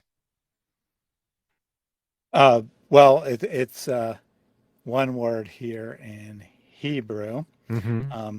So the same thing that's happening in the most sweet is also happening in the altogether desirable. They're both Yeah, actually nouns, yeah. but we can't use nouns that way in English. So to translate it, they're making it into an adjective. So, but it really, I mean, literally, it'd be like his mouth is sweet stuff.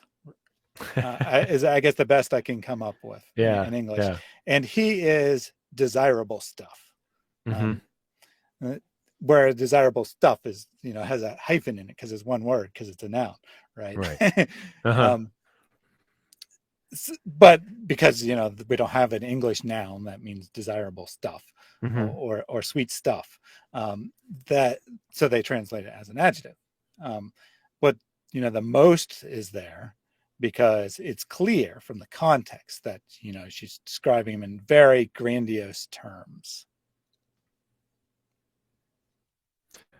Word. Um, right. So his mouth is most sweet altogether. So this is my beloved, this is my friend, O daughters of Jerusalem. So one question that I have on this is why suddenly, like, why are we talking about Jerusalem? What would, right, assuming this is Muhammad, what would Muhammad have to do with a courtship of love, apparently, with Jerusalem? Was there a love relationship between Muhammad and his followers and Jerusalem, the daughters of Jerusalem specifically? Like what kind of relationship did the Jewish people have to the Muslim people? Well, actually, it depends on what time period we're looking at, right? Because Okay, yeah. originally Muhammad was like, "Come on, Jews, come follow me," and then they said, "No, you're a false prophet." And then he said, Mm, "I hate the Jews. We will kill all the Jews." Uh, and by he, of course, I mean Allah, right. revealing this in the eternal Hmm. Quran. So this was Hmm. always the position. Muhammad just didn't know it yet.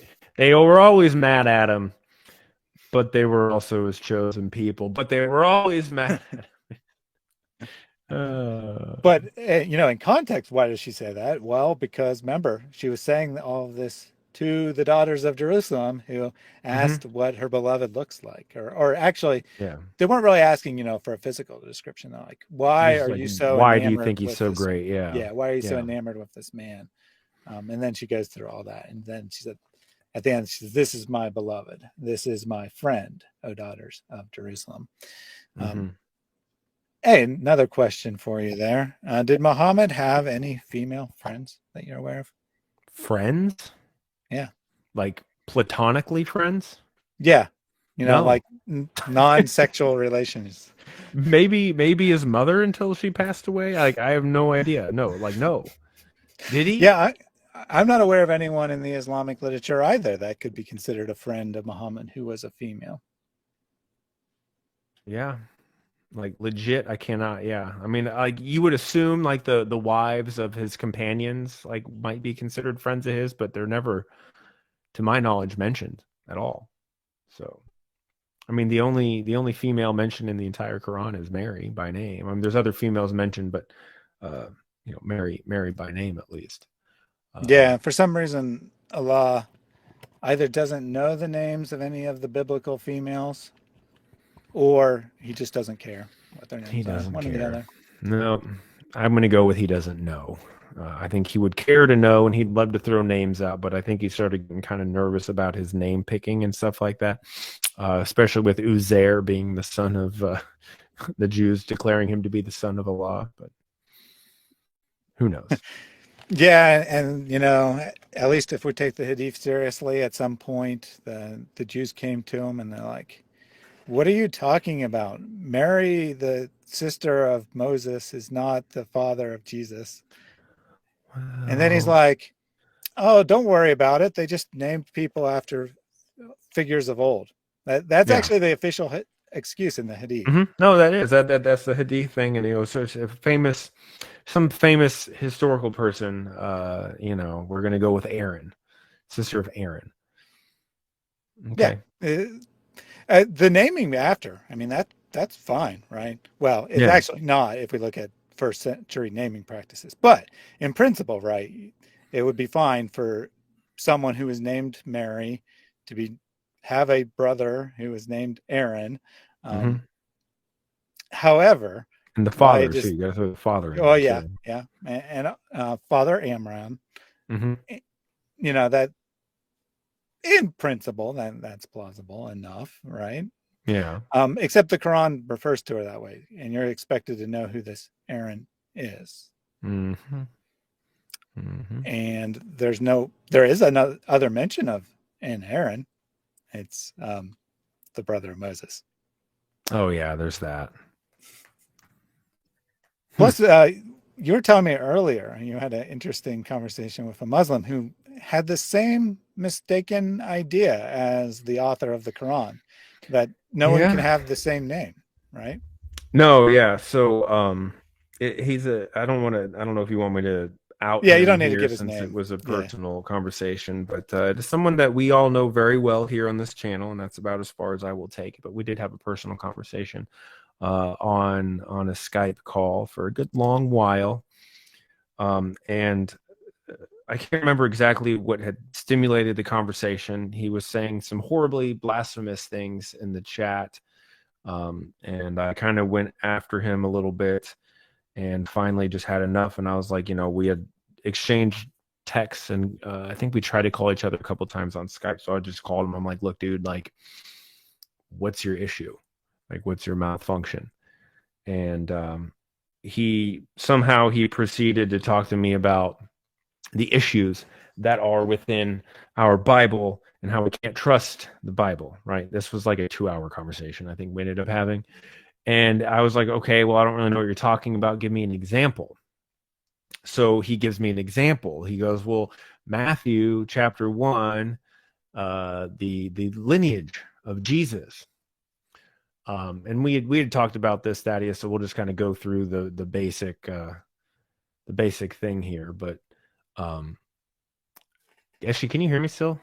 Yeah, you're good. Okay. I don't know why. I was looking at a thing. It looked like you were talking. Anyway, so whenever somebody starts to bring up the genealogy of Jesus, right? Like my first thought, and I think maybe one of your first thoughts is you're going to go, oh, they're going to bring up that there's a difference between the lineage and genealogy of Jesus in the Gospel of Luke versus the Gospel of Matthew, right? Which we can address if need be. But he didn't go there. He went to a place that I have never in my life ever heard. And Thaddeus, I'm going to be curious if you've ever heard this before after I say it. He said, go to where it says that Joseph begot Jesus, which first and foremost, it doesn't say that. And then he goes, what is the name of Joseph's father? Like, well, it says it's Jacob. He goes, well, there's only one Jacob in the Bible, and there's only one Jacob who had a Joseph. So they're off by 1,400 years. So that was the conversation that we had. I had to explain to him that it is possible for for a man named Jacob to name his son Joseph. It's totally possible, especially in a Jewish context, where if your name is Jacob, you're probably naming your kids after, you're going to name them Judah or Simon or, whatever one of the 12 tribes of Israel. And the real easy defeater to that argument was going to the first prior, right? Because it is going through the genealogy. So Thaddeus, help me out here. In the Old Testament, right? Jacob, who is later Israel, he does have a son named Joseph, but what was Jacob's father's name? Who is the You put me on father? the spot here. So who's the father of Jacob, right? Not in the New Testament, but in the Old Testament, right? So Jacob fathers the 12 tribes of Israel. And then Jacob had a twin brother, and his father was whom? I'm trying to help you out here, buddy. Why don't you just tell me? I'm drawing a blank. All right, I'll tell you.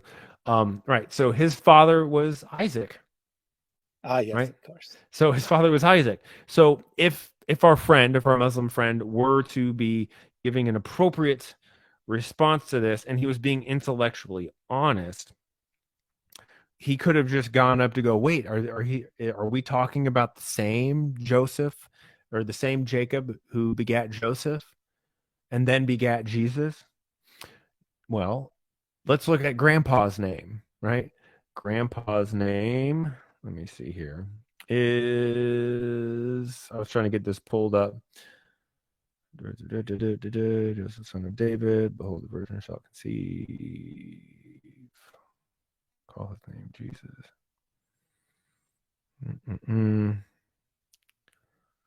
All right. Sorry, I was trying to look it up here. And oh wait, okay. Matan. Hmm. Mathan, Matthan, is the father of Jacob. Jacob, the father of Joseph, the husband of Mary, of whom Jesus was born, who is called Christ. Help me settle this argument post hoc here, Thaddeus. So he couldn't quite understand that he couldn't grasp that it was a different Jacob and a different Joseph than the Jacob and Joseph from the Old Testament. Couldn't figure that out, right? Refused to grasp it. Even though Mathan, right, is not Isaac. I would have agreed with him 100% if it was like Isaac, and I'd be like, wow, that is kind of weird. I've never seen that before. But then the second argument was he said this chapter says that Joseph is the father of Jesus in a biological sense. Okay. No. I'm going to read this, and I don't know if you're I'm going to read this.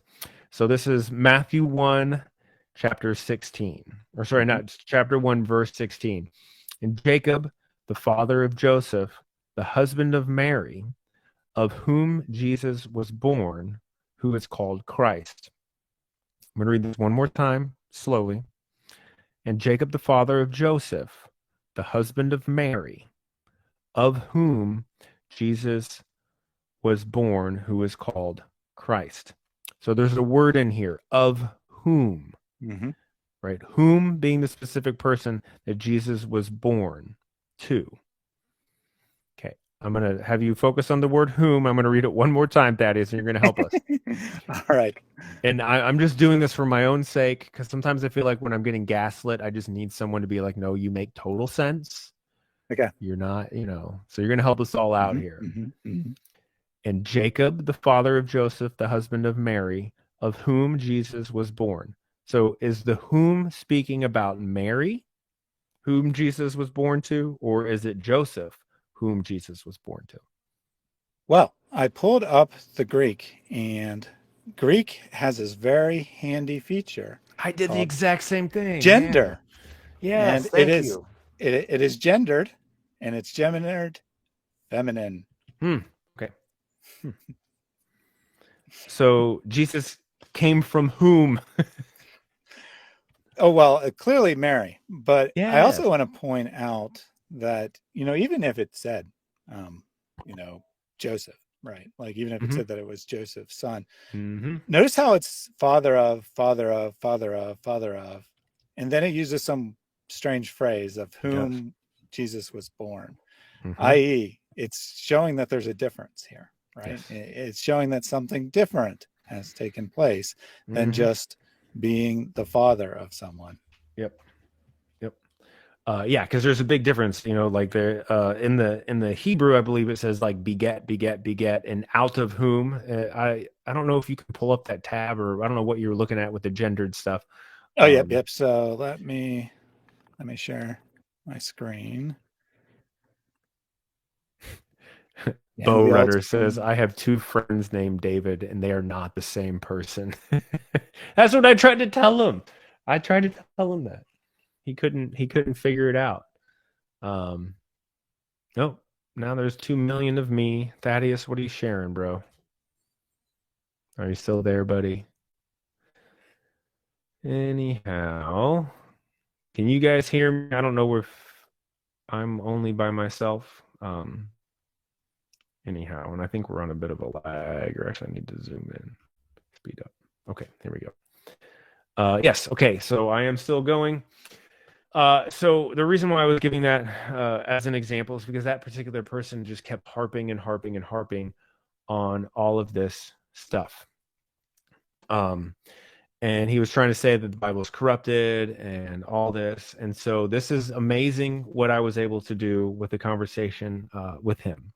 And it's exactly what we've been going through in this series. I said, oh, okay, are you basing the reliability of the New Testament and the Bible on what like secular scholars are saying, or are you taking them as your ultimate authority?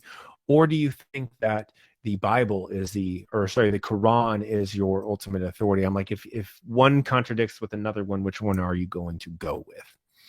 And of course, as a good Muslim, he said, look, I'm going to go with the Quran. The Quran is the direct speech of Allah. It's the true word of God. There is no way, shape, or form that it could possibly ever at all be incorrect. So we're going to put a pin in that for a second because Thaddeus is back, and he's going to show us kind of the gendered stuff here. So go ahead, brother.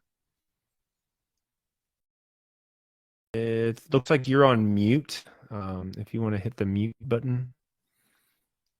For whatever reason, Yeah, I can see. There we go. That makes a you difference. joined muted by default. So this time it was not the internet. This time the cat jumped on my keyboard and it closed the window. Oh, that's funny. Which is my fault because I normally close the door before I start broadcasting, and I forgot to do that today. So anyway, so we have on the screen now the text here. So I have whom highlighted. You can see here, this is the Greek hos, and it is a pronoun, relative pronoun. It is genitive, it is singular, and it is feminine. And then, wait a tick. If we go back to Mary, right? Is that the one we're going to need to link that with? Yes. Yeah. So Greek doesn't necessarily have word order, so you can't necessarily tell who this goes to from the word order. You have to find a feminine noun in the sentence. Look, noun, genitive, singular, feminine. We don't need to follow rules though, Thaddeus. But yeah, that's exactly what I showed him. What was funny about it, Thaddeus, is I sent him the link through Skype. I took screenshots, photos of it. He just refused. He literally refused to look at it. He refused to look at it. Very intellectual there. We did get a little bit off. Yeah. A little bit? Yeah. So why did I ask you about that again? Oh, right. Because Muhammad could only think of, he heard two people named Mary and he thought they must be the same person. And then the Muslim, following the example of his prophet, as he's supposed to, here's two people named Joseph and he assumes they must be the same person. Yeah. You can't make it up, man. So getting back to, taking us way back to where we were actually talking about the passage in question, we just read through this description and, we didn't see a lot of semblance to Muhammad. And this is supposed to be a prophecy of Muhammad in the most generous interpretation possible, a prophetic dream. So do you think, all things considered, that this woman is thinking of the Islamic prophet Muhammad? This to me is as laughable as the shirk in Deuteronomy 32. It really is. There are a vast amount of logical fallacies that someone has to jump through, to ignore, and to dance around in order to even make this sound coherent. It is a completely incoherent position. One, they're using the fallacy of saying, look, this phonetically sounds like Muhammad in another language. Okay, there are lots of examples of words that would be considered cuss words in one language that mean some sort of blessing in another language, right? Just because the human mouth can only make so many different sounds, right? So many different syllables from one language to another language, there are going to be similar sounding words, but the meaning of those particular words are going to be different. The second thing that we have to talk about is consistency of argumentation. Are you willing to apply the same standards across the board? And are you willing to accept those same standards? If you are willing to accept those same standards, great. Okay, let's roll with it. If Mahmadim is a name, then the root word Mahmad is also going to be the same name, the same person who this particular passage is describing. We use the story at the beginning to show the absurdity of what it is like if you don't use double standards, right? If you use same standards, that's the reality that you're going to have to accept. And it is absolutely absurd and laughable. It really is pretty funny. The other one is the time traveling fallacy. I just made that up. I don't think that's a real thing.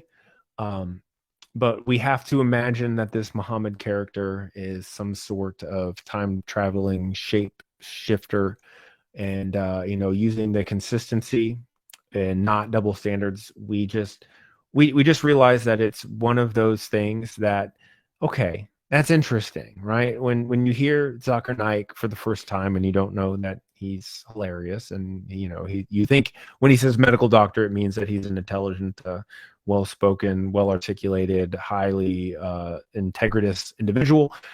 You hear him say, look, this says Muhammad, Muhammadim, and this is what it means, and his mouth is lovely, and he goes into his whole speech. It might be convincing to some people.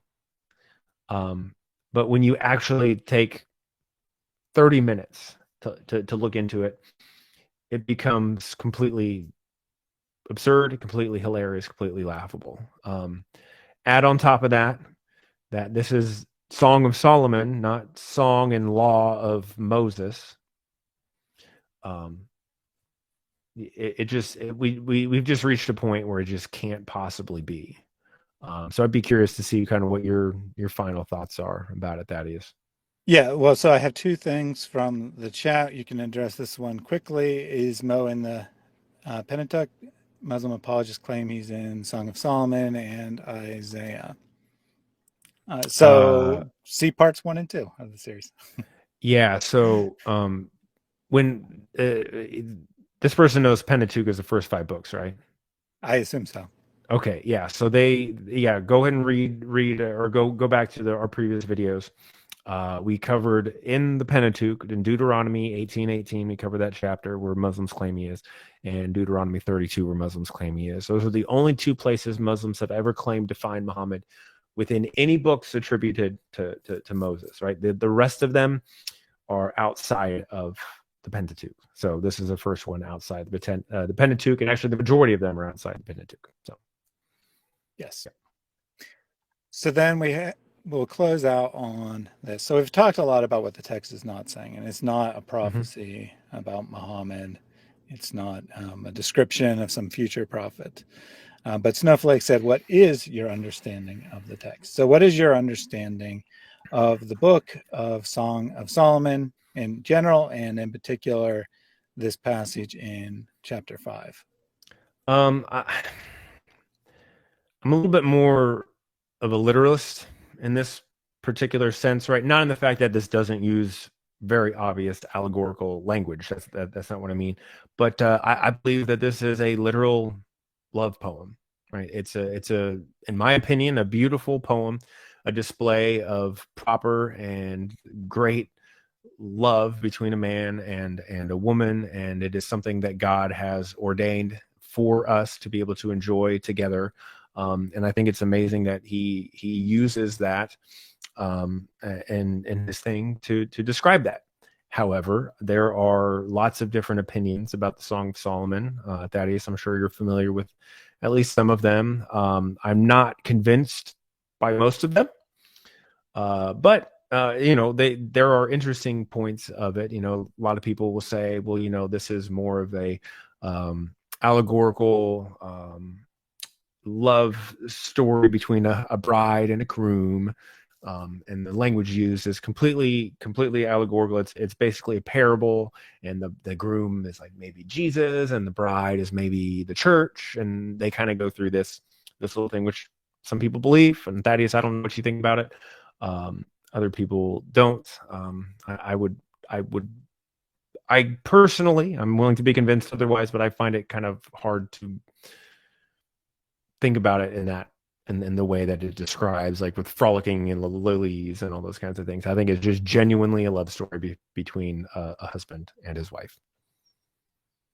And I would concur. I believe that this text is exactly what it appears to be on the Mm-hmm. surface, that it is actually a series of love poems. That's why the alternate name is Song of Songs, because there's multiple songs within the book. But it's a series of love poems that are loosely organized into, sort of a narrative, but not really. There's not much of a narrative. It's mostly just a collection of love poems. And now, in fairness, as you mentioned, people do take it allegorically. And that's not such a popular interpretation anymore. Most people actually are more on the literal side nowadays. But there is a long history of the church taking it this way. And this is the way that ancient Jewish people took it as well, at least during the Christian era, which of course is already well after the text is written, so they don't necessarily have any greater connection to its original purpose.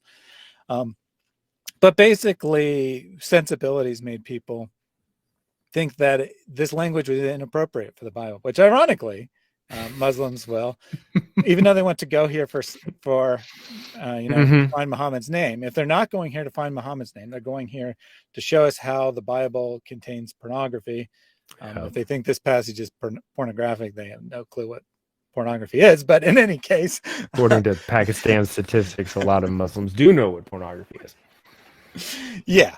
I mean, it's just a silly argument, of course. I'm sure that everyone in the Muslim world is like just everyone anywhere else who knows what pornography is, whether or not they personally partake in it. Right. But because of those sensibilities, because it being rather graphic, rather strong language, people were offended by it and they didn't think it belonged in scripture, which is why the allegorical interpretation arose. Now, generally, Christians will accept that there's the possibility of multiple meanings, right? Layers, yeah. So even if it is a literal love poem, it could also have an additional allegorical meaning. But I think when you deny that it has when you deny the clear meaning of the text, you're not really doing the text any favors. Let's put it that way. True story. No, I think that's good. I don't know if Snowflake had any other questions or anything like that. I know Khalik Sayed. Or go ahead and get to that one that you just pulled up. So John says, it's both, in my opinion, a parable that's true. I think the allegorical can be taken too far, but I'm not an expert on it. Song of Solomon is the book in the Bible that I am least familiar with. Common thing to be not that familiar with it. It's not a text that's used a lot. I think that might be to our loss, though, because I think it does have a lot to say to our current culture, which does not properly understand sexuality, does not properly understand, male-female relations. So I think it might be to our detriment that we don't look at it very often, but definitely, you're not in the minority there when you say it's one of the least familiar books for you of the Old Testament or the Bible in general. Word. I was going to say. Yep. So, go ahead, buddy. You wanted to take that comment from Khalid? Yeah, I mean, I didn't know how much longer you wanted to be with this. Yeah, we can. Yeah, we can definitely take this. Okay. We're now in a more. If people have any questions about Song of Solomon, by all means, we'll take those. But if Muslims, I'm assuming Khalid here is a Muslim, want to challenge us on something else, they're welcome to do so at this time. Yeah. So do Christians accept Jesus as God by necessity? Otherwise, they would not be a Christian. Next question. Yeah, well, I said, of course, in the chat. He didn't follow up. That was a while ago. So I don't know. And then later, Iqbal Swati showed up out of nowhere. So. Yep, Iqbal's here. Misspelling my name. Shame on him. That one I can forgive, though. Not on purpose. Because my name, hard to spell. But when he misspells Jesus, I know he's doing it on purpose. So this one, I don't know. He maybe just misspelled it by accident. But don't misspell the name of Jesus or we won't take you seriously. Oh, a follow-up oh, question. Khalid does have a follow-up question. And I My don't know if you follow-up want to. questions.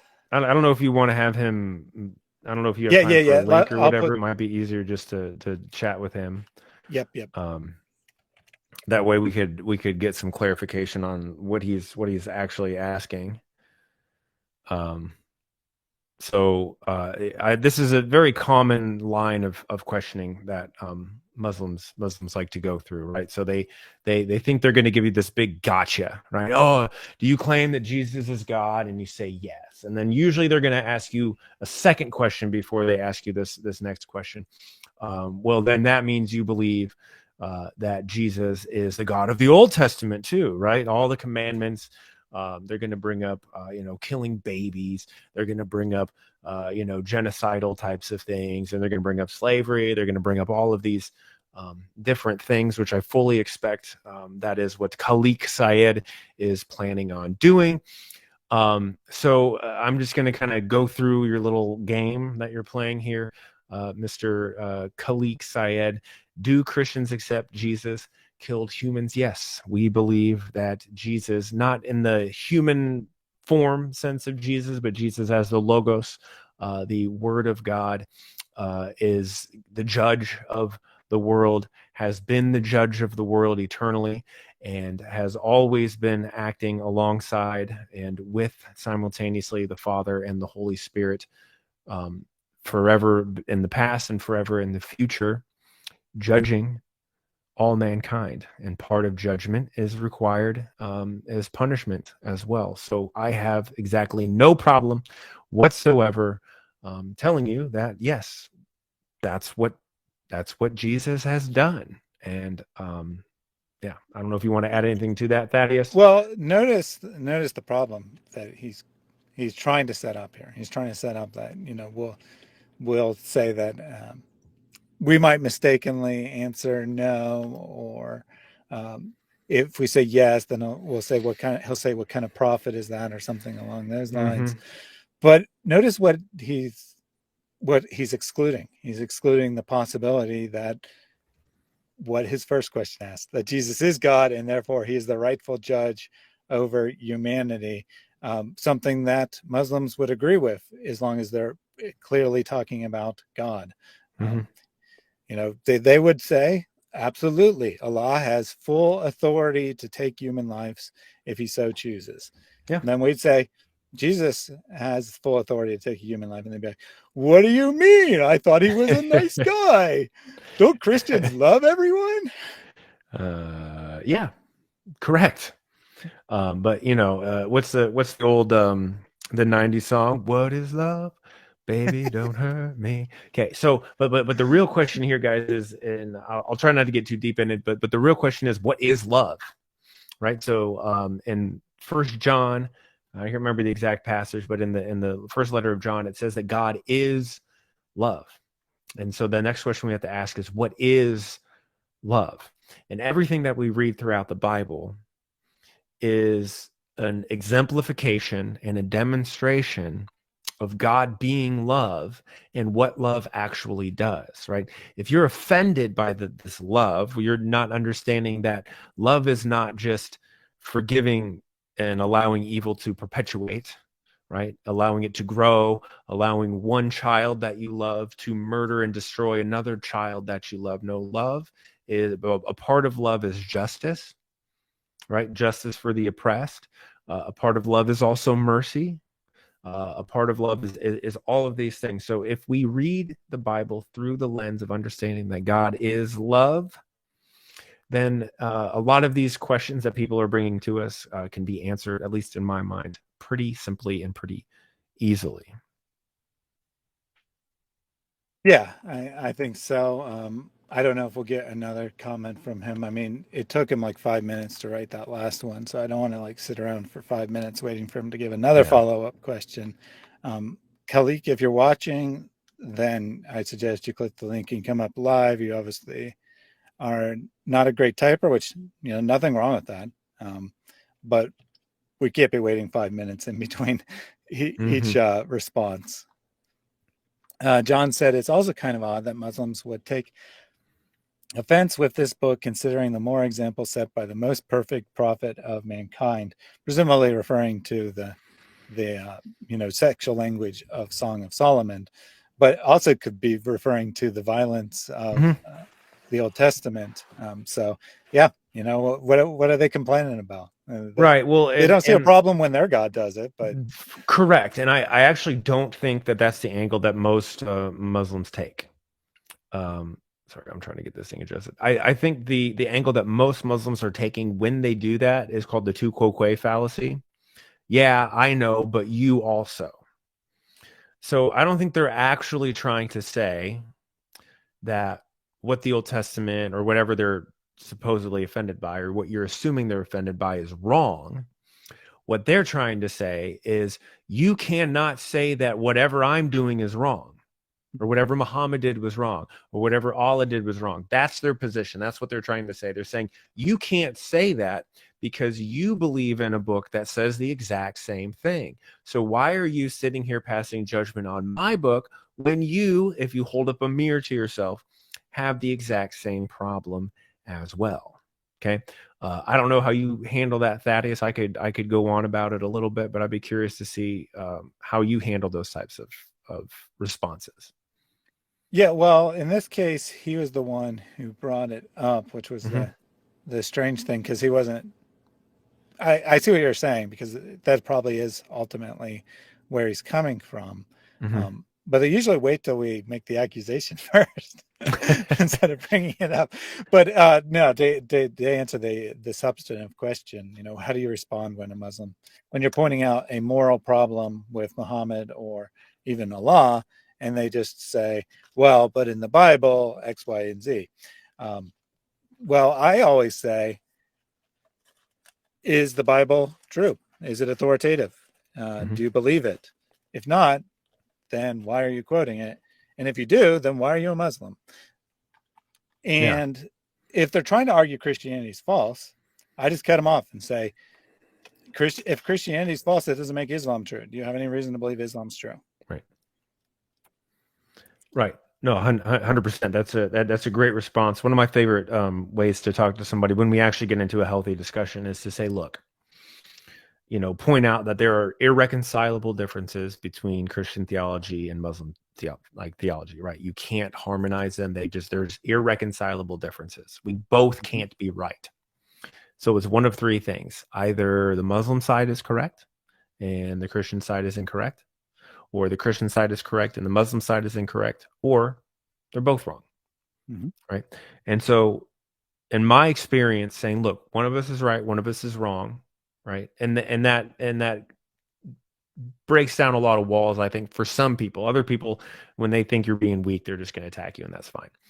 But it brings barriers down. It brings walls down, saying, look, I'm not even saying that I'm 100% right. I may believe I'm 100% right. And I believe that you believe that you're 100% right. But let's be honest. Two people who believe 100% that one person is right and the other person is wrong, they both can't be, right? It just, facts being these two things cannot be both true simultaneously. And at the same time, look, you could be wrong. I could be wrong. We could both be wrong. And that tends to break down some barriers, I think, and then open up some better lines of communication. It's typically not going to happen on a stream like this, by the way, but it will happen in your personal life. So if you do actually get to know a Muslim personally, I truly believe that this is one way that you will be able to communicate better with them. Right? It's a form of humility. It's a form of seeking together because you're both working together to uncover the truth, as opposed to working separately to try to tear down each other's worldviews. It's going, look, no, I see this as a problem in your religion. You see this as a problem in my religion. Let's look at it together and let's come to a conclusion. All right. Yep. So Swati said that he was currently working and he was only on a brief break, so he couldn't join us. But he said, next time we will discuss is Muhammad in the Bible. He misspells Bible on purpose after I've told him not to do that many times. But my response, Iqbal, that's what this whole series is on. So maybe get ready. come talk to us next time, because this is fourth show now. We have invited responses. And got no responses. yeah. Strangely, even though he was on a 5-minute break and he couldn't talk, he's still here. Did Jesus said that he is the prophet? I don't know what that Prophet means. like Moses is what he's trying to say. You think? I mean, maybe. I'm pretty sure. All right. We'll go with that. See episode 2. Yep. Where we discuss the prophet like Moses. That's good. Yeah, we don't have to get into it anymore, do we? We can just go see reference episode 2. Beautiful. But I will make an exception. If Iqbal wants to come talk to us live, we'll discuss a passage that we already discussed. You know? Let's do it, man. Let's make it happen. In the meantime, if you don't mind, Thaddeus, for me pulling up what John Hildebrand said, if God truly is a single unit, do you see that up there? Yep. All right. This is beautiful. I think I didn't read all of it. But all right. Well, because he's making, so if God truly is a single unit, he could not have loved until, he's making the same argument that I make. This is beautiful. This is a beautifully wonderful way, and I made this argument against Yahya, one of your other favorite ex-Muslim apologists. We had a debate on which is greater, Tawheed or Trinity, right? And this was the main argument that I was trying to make. And John, I think you've probably heard this or thought of it yourself as well. So if God is truly a single unit, he could not have love until he created something to love. I like to call this the problem of contingency with a Unitarian deity, right? Now, if this Unitarian deity is not described as having the attribute of love, there is no problem, right? However, if this Unitarian deity is described as having the attribute of love, then there is a big problem. The reason being is having love, right? Having an attribute of love, which is greater, Thaddeus? Having it with yourself for eternity, sharing it with no one, giving it, not receiving it, just holding on to it. Is that greater than, is that akbar than having it with 2 persons or 3 persons, right? So let's start with 2 persons. Which is greater, a love shared or a love given and received between 2 people, or a love held on to selfishly? Which is greater? I think that everyone would agree, at least unless they knew what context you were asking and thus were playing games. Anyone would agree, if you're talking about, say, 2 human beings, that love not only is better when it's shared, it actually requires someone to share it with.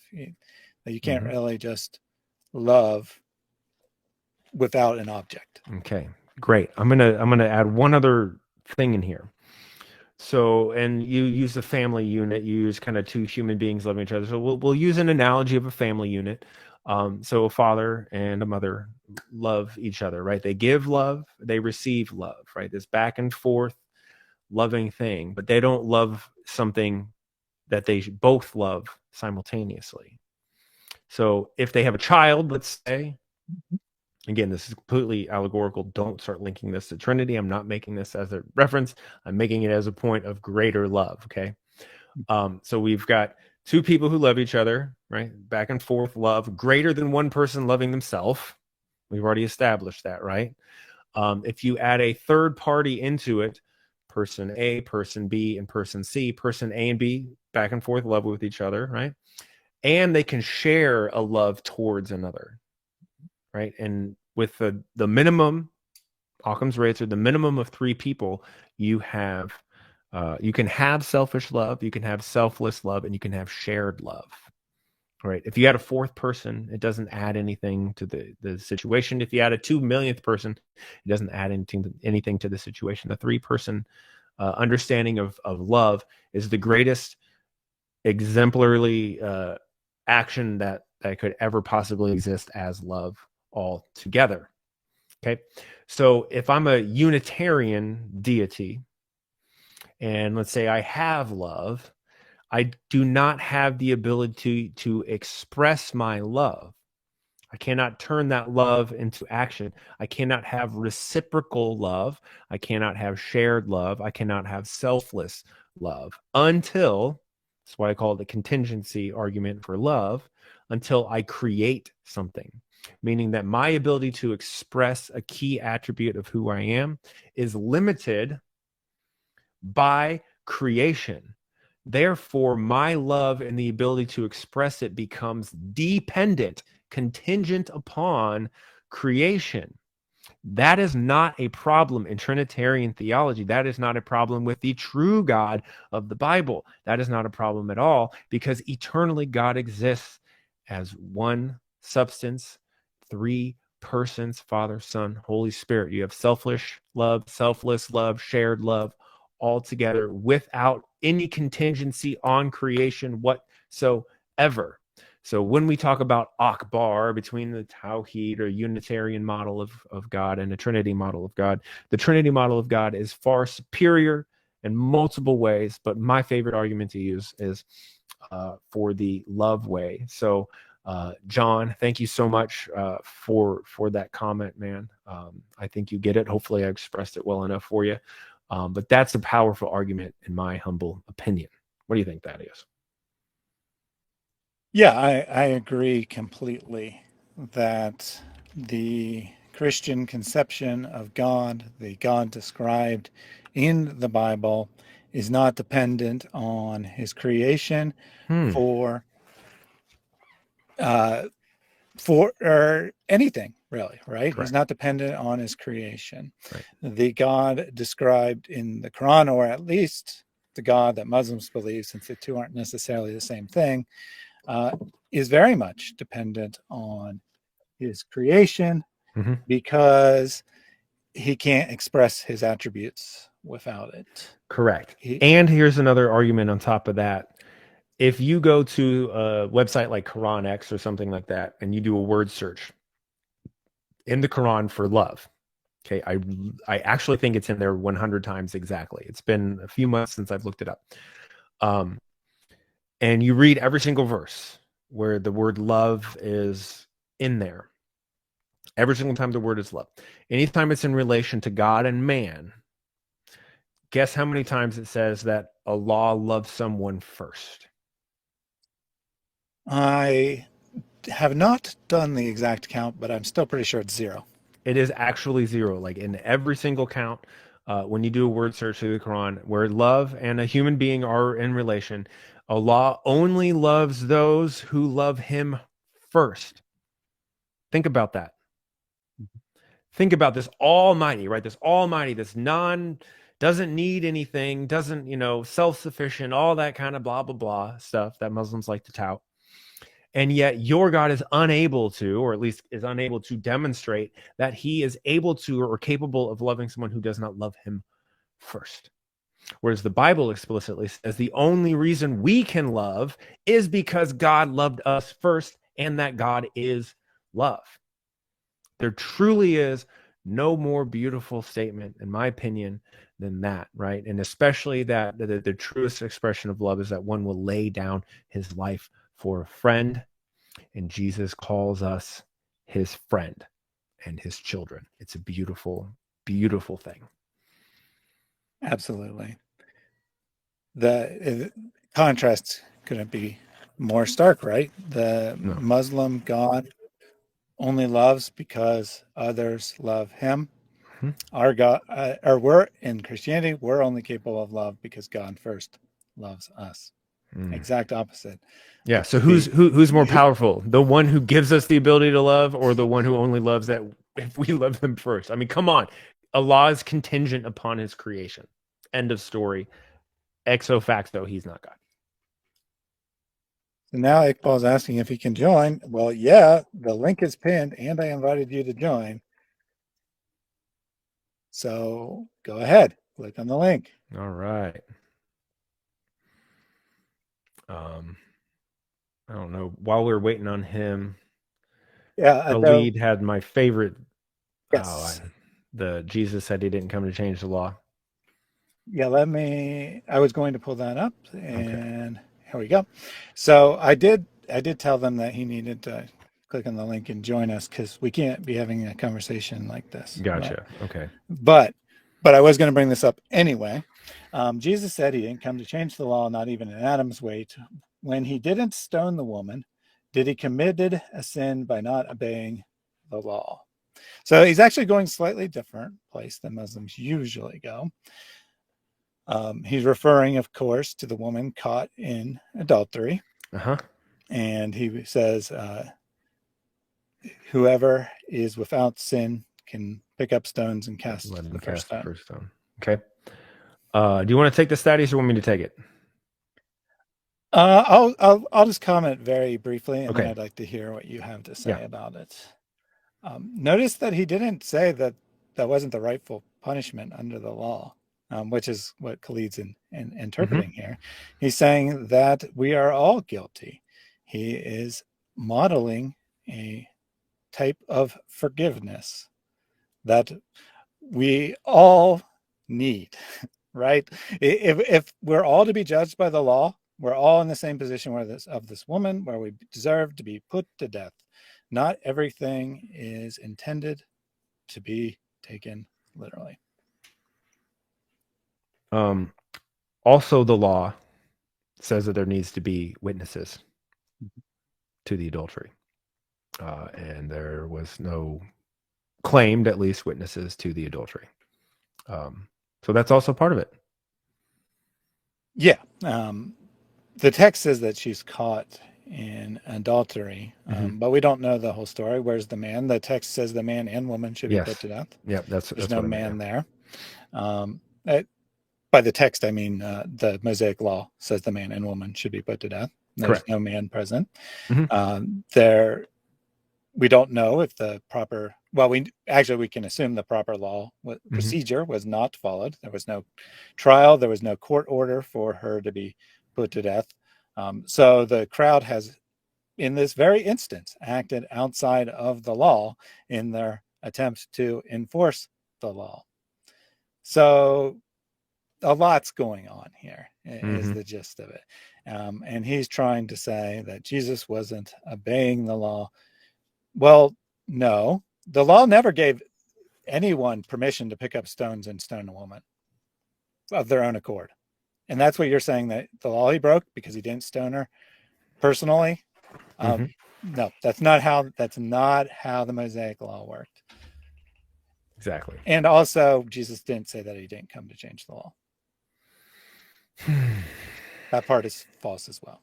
It doesn't relate to the second half. He tried to throw it together because he's told to say that, but it doesn't actually relate.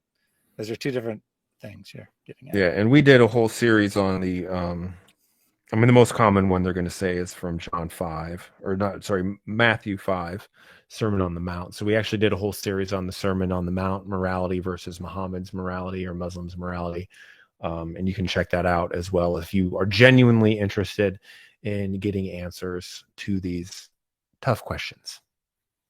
And Marion said the same thing that I just said, that Jesus didn't really say that he was misunderstanding Jesus. And he said John 8:7, which I'll pull up.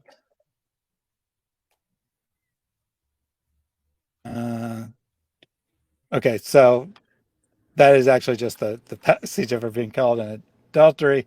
So apparently Khalid misunderstood. He thought that we were saying that Jesus didn't say the woman could go free, but that's not what Marion was saying, and that's not what I just said either. That passage is irrelevant to the claim that Jesus said that he didn't come to change the law. So let's see. Iqbal said he wanted to join several minutes ago. He is not here. I can see that he's not backstage. So he tried Skyping you? He has not. We'll give him another minute or two. But since Khalid brought it, or Khalid mentioned it without it being relevant to his argument, when Jesus says that he came not to abolish the law, but to fulfill it, does that mean I have come to not change the law? No, it does not. It does not mean that.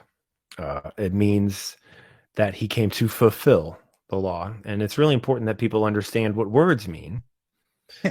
So the word fulfill means what? What does that mean, Thaddeus? Well, I thought it was hard to give a definition for a basic term that everyone knows, but let me try to think of how to describe fulfill. So fulfill means to show to I'm trying to do it without saying the word fulfill. To do all the things that were required of the law. There you go. Yeah. So fulfill, to my best of definition, is to complete something. The best way to look at this is to think about the completion of a fulfillment. I have fulfilled my contract. I have fulfilled my duty. I have fulfilled whatever. I filled up my gas tank, or I know it's not fulfilled, but I filled up my gas tank. It is topped off. There's nothing more that we could do, right? But let's look at this in terms of the law, right? Because the law between Israel, the law was given between Israel and Yahweh. Okay, so Yahweh, yeah, correct, Villainous, to complete the finalize. So the law between Israel and Yahweh is a covenant, right? It is a covenant. It is actually instantiated through blood sacrifice. By the way, all of the covenants were and are. And in the Old Testament, I believe Jeremiah 31:31, and I think a passage in Ezekiel as well talks about how that God will bring a new law, right? So God is going to bring a new law, not like the laws of our forefathers. I think that's Jeremiah 31:31. And promises that the laws will be written on our hearts, and he will remove our hearts of stone and give us a heart of flesh in the new covenant. Jesus Christ himself says at the Last Supper to drink the wine and to eat the bread, because that is the blood and the body of the new covenant, and he is giving it for the forgiveness of sins, so that we will have a new heart and a new mind. Like, you can't make this stuff up, guys. This is continually throughout the entire Old Testament. So when Jesus says, "Do not think that I have come to abolish the law of the prophets," I did not come to abolish them, but to fulfill them, right? So that is how we would answer that particular question. Christ came to fulfill the law, right? When I have completed a contract, I have fulfilled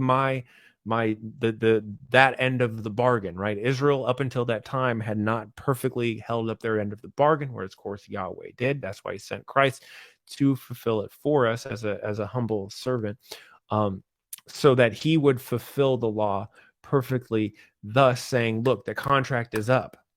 If I have a contract to build a barn, right? I build the barn, you pay me the money. I'm not going to keep building your barn after I've built the barn, and you're not going to keep paying me the money after I've built the barn and you've paid me. So therefore, that contract is complete, fulfilled, and then I can go, well, I like that barn. Let's build another barn, right? Whatever, we can go on and on about that. But the point being is that is how I like to do that, and that was in the series. I think somebody asked what was the series. I believe it was just called Muhammad or Morality Song. Yeah. So the first episode, Jesus versus Muhammad, who taught the better morals. Okay. And the second one, the reason we do good, Jesus versus Muhammad. Okay. Yeah. So I don't know if that's on a playlist on your channel. I think I've got it on a playlist on my channel too. But either way, and did you put it? Oh yeah, you put it up there. Never mind. Yeah, I put the link to the first one in the Beautiful.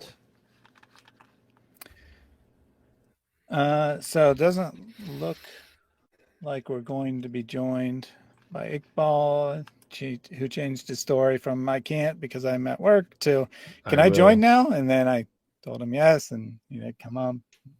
Yeah. What a shame. But Marion put it, you had that long explanation, which was fine. It was good. I'm not saying there's something wrong with it. But Marion showed you up and just did it in one sentence. A fulfilled law is the opposite of a broken law. That's good. All right, Miriam, you're up next. I'm gonna retire, and we're gonna send you in my spot. You get a channel with like 13 followers, but you know it's a good start. Let's go ahead and do that. Oh, so Khalid did follow up. He said, shouldn't Jesus throw the first stone since he was without sin? And buddy, why don't you listen to what we actually said? That's not how the law worked. There's no provision in the Mosaic law for someone to personally exercise judgment and justice. So no, he would not be following the law to do that, nor is there any requirement in the law for an individual to do this, nor has the woman been properly tried, nor is that the purpose of the story. So you listened to literally nothing we said and just went on to the next line of your Dawa script, which was already been answered. And Jesus is God and the rightful judge and has the ability and authority to forgive when people repent. And then he just now said, why say it then if it's not the law? Rewind, play back. It's literally the very first thing I said as to why he said that. Here's a one sentence summary. Because we all fall short of God's glory. We all need forgiveness. He's modeling that forgiveness. It's an enacted parable. Mm-hmm.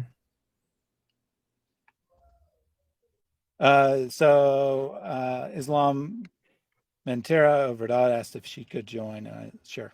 Come on up if you like, Roof. But be quick, because otherwise we're just sitting here in silence. Yeah. I'm trying to think if there's any other interesting things to filibuster until they call in. So Isaiah 42:21, the Lord is pleased for his righteousness. He shall magnify the law and make it honorable. So absolutely. Amen. And when you do go back to the Sermon on the Mount, right? So Jesus is taking the law of Moses. He's going through basically the 10 commandments. And he's saying, you've heard them say this, do not commit adultery. I say to you, right? This is magnifying the law. I say to you, if you even look at a woman with lust in your heart, you have already committed adultery. Same thing with hatred, right? It says, thou shalt not murder. I say to you, do not even hate your brother, because if you do, you are guilty of the same sin. So Christ came, magnified the law, fulfilled the law. I mean, I'll try to keep it short, Thaddeus, but maybe Mary can give us a 2. I know I'm messing with you too. Give us like a 2-second answer for it. But I just think it's a beautiful thing, right? Because Muslims try to come up and they try to say that, look, Jesus, like you Christians think that Jesus just said, do whatever you want. I died for your sins. No worries. Sin, go out the bars, do drugs, steal, kill, destroy. That's what they think. And in fact, that's just a very inappropriate misunderstanding and a misapplication of what's actually being said in the Bible. I mean, many will come to me and say, Lord, this is the same chapter. Did we not prophesy in your name, perform many miracles in your name? And he says, depart from me, you workers of lawlessness. I never knew you. We can get into that in a little bit. Is what's Islam Miranda Verdad? What's their name? Ruth. Oh, it's Ruth. Okay. Yeah. Did they call? No. But we do have a new Muslim. I noticed that. Ahmed says, when God is not one, he is not God. The only message of Islam. Really? That's the only message of Islam. Hey, before I read the rest of his comment, let's just stop there. So I'm going to phrase this to Ahmed, but I'm going to have you answer Astriv since Ahmed's not here. Does Islam teach anything besides there is one God? Do you want me to be a Muslim? Is that what you said? I'm sorry. Yeah. You just answer, briefly. So does Islam teach anything? I mean, he said this is the only message of Islam, that God is one. That's the only message of Islam. Oh, no, brother. God is not, no, God is not only one. That's great. But you also have to follow all of the prophets and believe all of the books. And you have to do good deeds. You have to fast. You have to do the 5 pillars and 6 pillars and 28 pillars. And you have to do all of these things. Just believing that there is one God is not good enough. You must believe that Muhammad is his prophet. In order to become a Muslim, you must take the Shahada, which says there is no God but Allah and Muhammad is his prophet. Because it wouldn't be shirk associating Muhammad So with Iqbal Allah. came up and he's backstage now. So we'll quickly wrap this up with Ahmed. Instead of going, drawing it out, I'll just say, are there perhaps 5 pillars, I think it is, of Islam that There are. you have to follow? Yeah. And aren't there like 6 articles of faith? And and the Quran is a 400-page book that just says God is one over and over again. And there's multiple hadith collections spanning thousands and thousands of hadith sayings of Muhammad. And every single one of those hadith, all Muhammad ever said is God is one, right? Because it's the only message of Islam. Yes? That's all he ever said, man. Yeah, but let me add this in here really quick. So James 2:19, you believe that there is one God, good. Even the demons believe that and shudder. So it's not just believing one God. That's not what it's about. It's about believing in the correct God. Dude, we got like 6 people backstage now. What is this? Well, 2, but oh, okay. I see unknown user, Shahid, and Ruth. So Iqbal, you're on now, or Shahid, whatever you prefer to be called.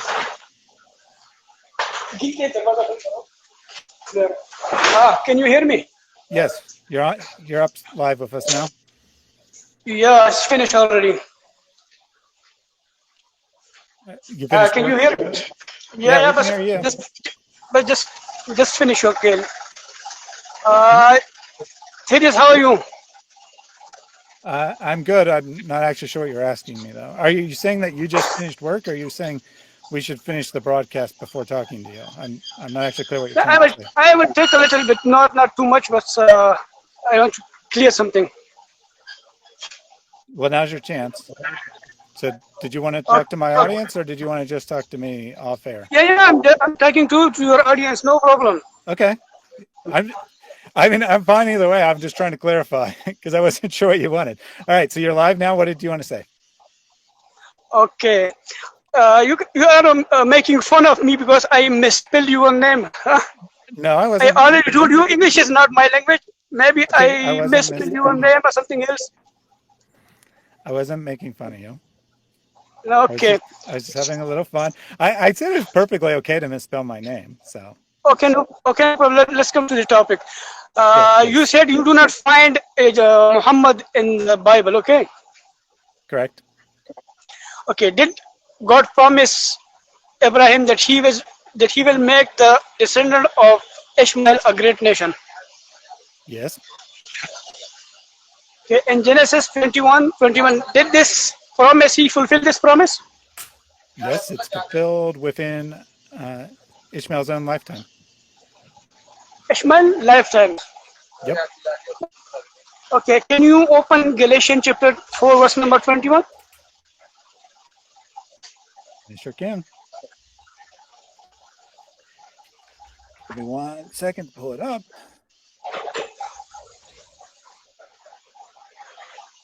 As he's pulling that up, Shahid, do you remember what Genesis 16:12 says?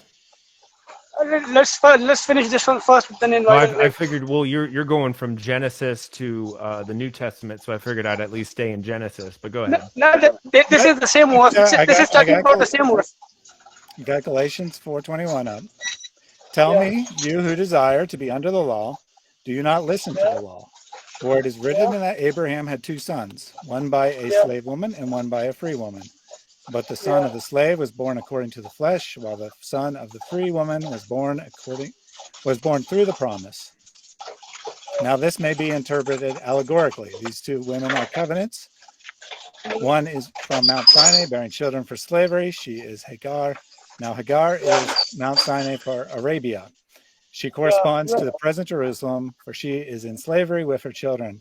But the Jerusalem Okay. above is free, and she is our mother. So, what do you think this has anything to do with a great nation exactly? So Ishmael was living in Arabia. Okay. Well, not according to the text, but Yeah, he was the son of Agar, and Agar was in Arabia according to this verse.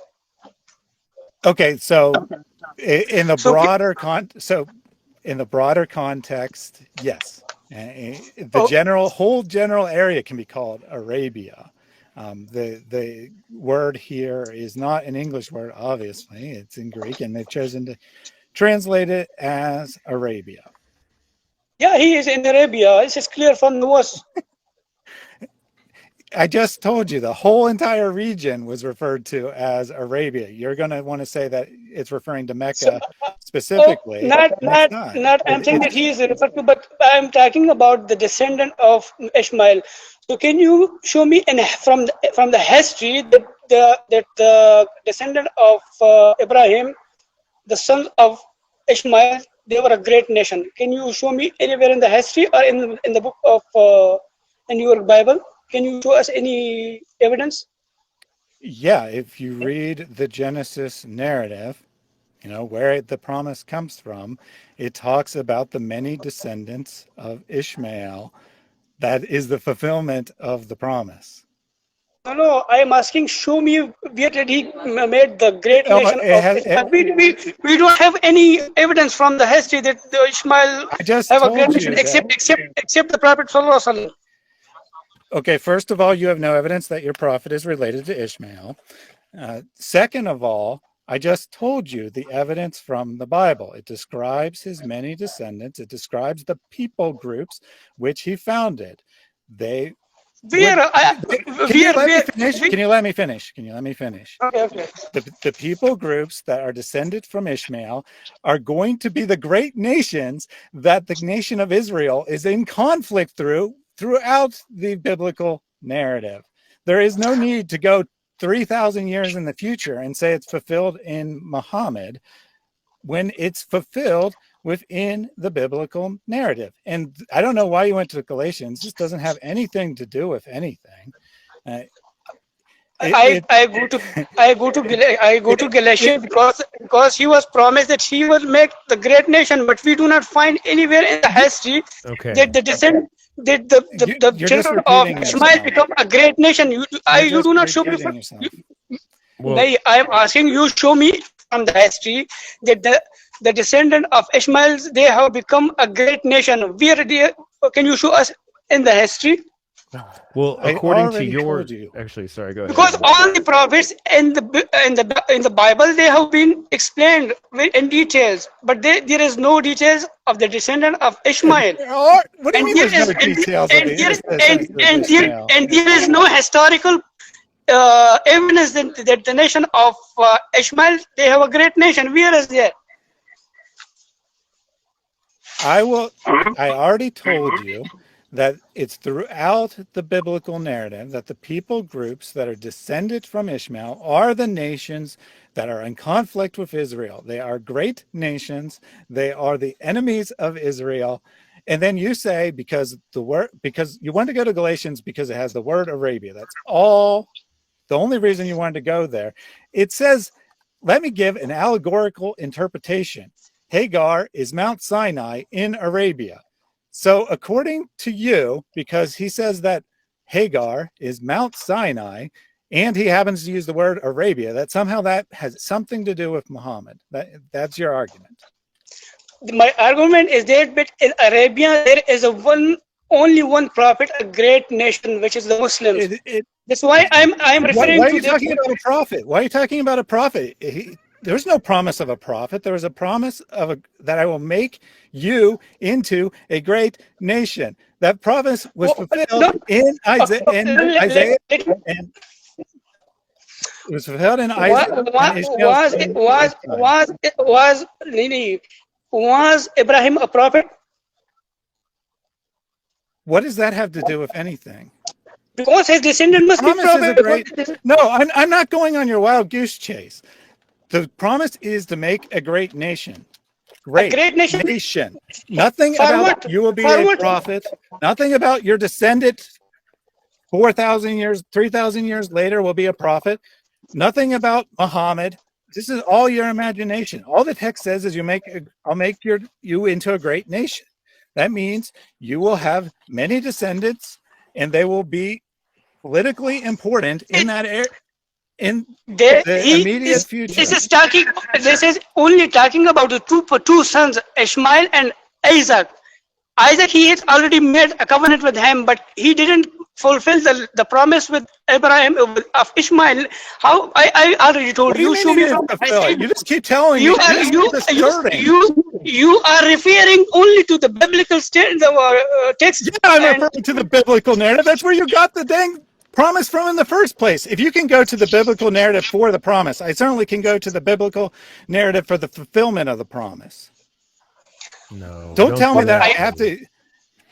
Plus, you have zero evidence that your prophet is related to Ishmael. The so Quran seems to think he's related to Isaac. you are denying your own Bible. No, It's I'm clear not. from the. I'm denying your idiotic interpretation.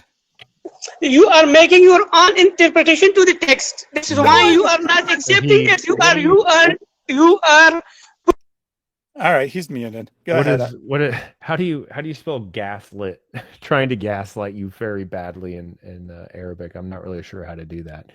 So he decided he's made quite a few mistakes here, and you've answered him wonderfully, Thaddeus, and correctly, and he has yet to actually interact with what it is that you're saying. But go ahead and stay. Don't change. Stay in that one spot. Stay in Galatians. Yeah. So he decided he wanted to go to Galatians. Genesis. No, that's fine, and we can go back to Genesis. But I want to, since he decided to take us to Galatians, let's go ahead and go to Galatians, right? So the son of the slave was born according to the flesh. So first and foremost, right, if he wants to make this argument that Ishmael or that Muhammad is the descendant of Ishmael, then that means that the entire nation of Arabia, right? And I don't believe that this is exactly what it's saying, but if he's going to go with this literal interpretation of it, this means that they should be slaves. They should be slaves. And let's say, well, we name our kids slave of Allah, and so okay, great. For it is written that Abraham had two sons, one by the slave woman and one by the free woman. But the son of the slave was born according to the flesh. When we go back into Genesis, right, I'm going to go through the story, and hopefully, Shahid, you're actually listening here, buddy. And you are muted, so just please listen, and we'll unmute you whenever we're finished making our point. We'll let you make your point, of course. But whenever we go into the accounts, Abraham was promised to have many sons, numbering the stars of heaven, the sands of the seashore. And he was promised to have this son through whom, Thaddeus?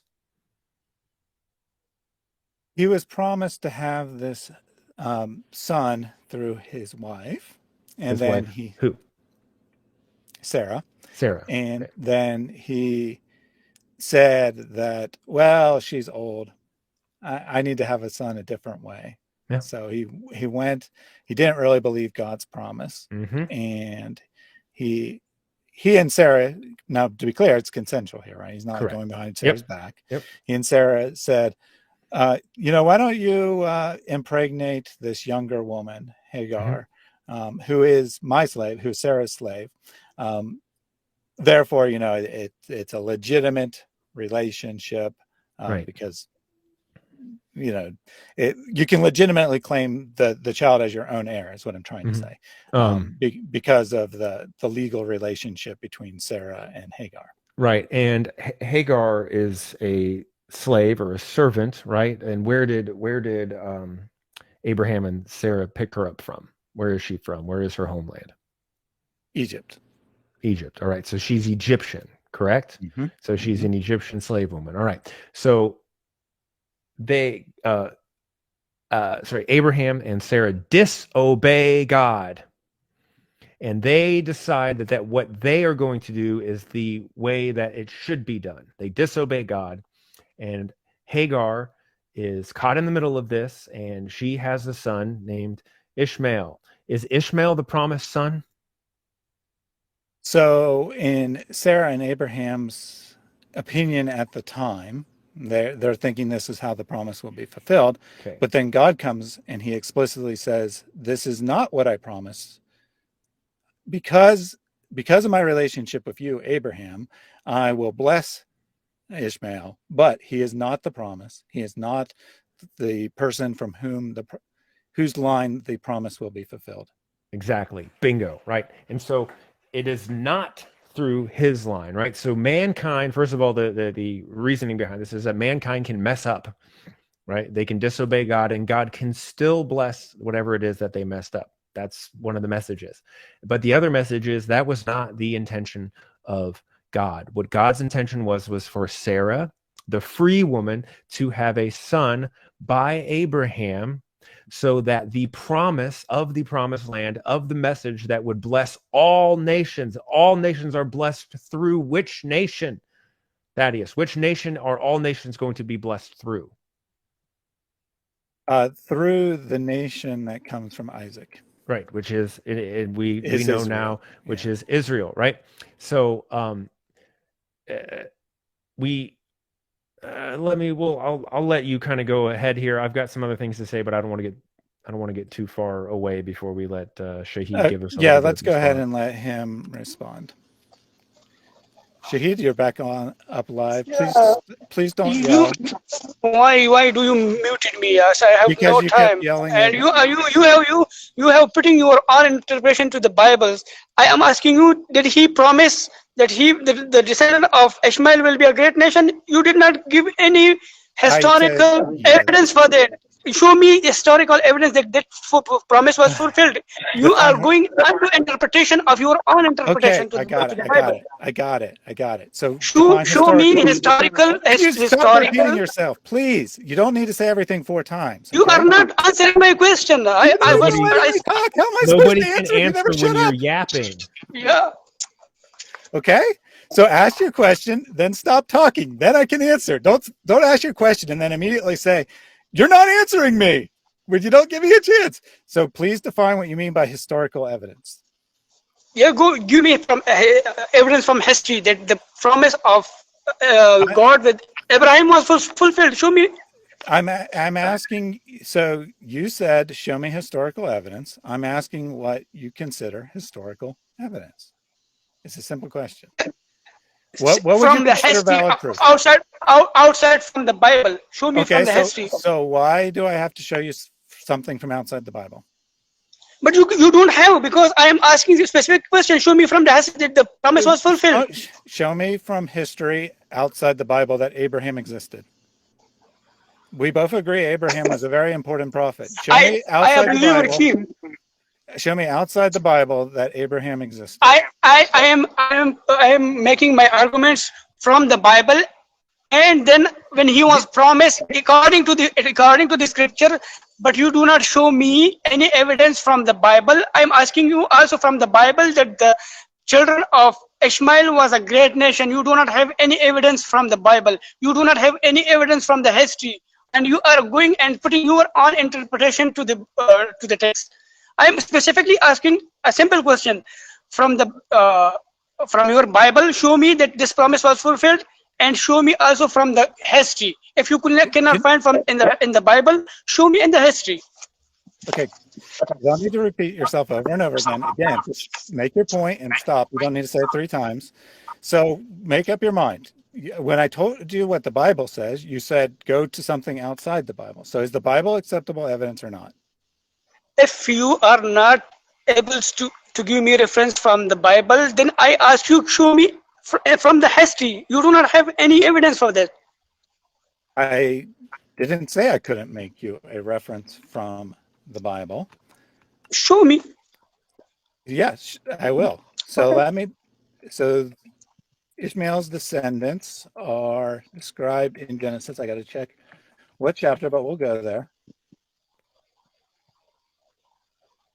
I don't have all the references memorized. You can go only to Isaiah No, I'm not going to go just to the verses that you tell me to go to. We can look at all of the evidence. So here is Genesis 17:20. As for Ishmael, I heard you. Behold, I have blessed him and will make him fruitful and multiply him greatly. He shall father 12 princes, and I will make him into a great nation. But I will establish my covenant with Isaac, whom Sarah shall bear to you at this time next year. The passage is telling you exactly what God is going to do. It tells you exactly what great nation means. That Ishmael will be blessed with many children. Specifically, he'll father 12 princes. That's what it means. Why are you interpreting great nation as a prophet? That he'll have a prophet many, many Okay, years in the future that's his okay, descendant. What does that have to do with being a great nation? What does the word okay. great mean? What does the word According great to mean? me, it's spiritually and also by numbers. So you say that the word great here means Great means spiritually, he will make and him by spiritually numbers. great, and also will in numbers. All right, so here's what I'm going to do. The Hebrew word is gadol. I'm going to pull up the lexicon, which will tell us what the word means. Okay. So, Okay, let me, if you don't mind me jumping in here real quick, yep. Shahid, you need to be consistent with your arguments, right? So you're demanding of us that we prove things either biblically or extra biblically with sources. Thaddeus just asked you a question, and you answered literally by saying, "In my opinion." That's true. So I just want to I just want to point that out, that that's your opinion, and that's fine. But I just want to point out that if you're going to demand certain things from us, a certain standard, then I would appreciate it if you're willing to hold yourself to the same standard. I just want to say that. I just want to point that out. I will pause and mute myself up here again while Thaddeus goes ahead and explains. So here are all the definitions of great, what it can be applied to in Hebrew, right? So great in size. We see how that one would make sense. Great in height, as in a mountain, that obviously doesn't make sense. In extent, in number makes sense within the passage. In weight, obviously doesn't make sense. In significance, in volume, in influence, in collocations, in fixed expressions, varia, which is a specialized Hebrew term. And then it can also mean God is great. So the term can be used to describe God's attributes. It can be described in a specialized Hebrew phrase, or it can be used in the way English word used great is for, size, height, number. The passage itself tells us how to understand it.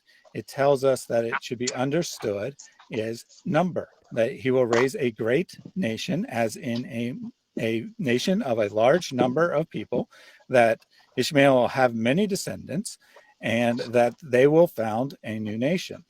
That is what the context makes sense.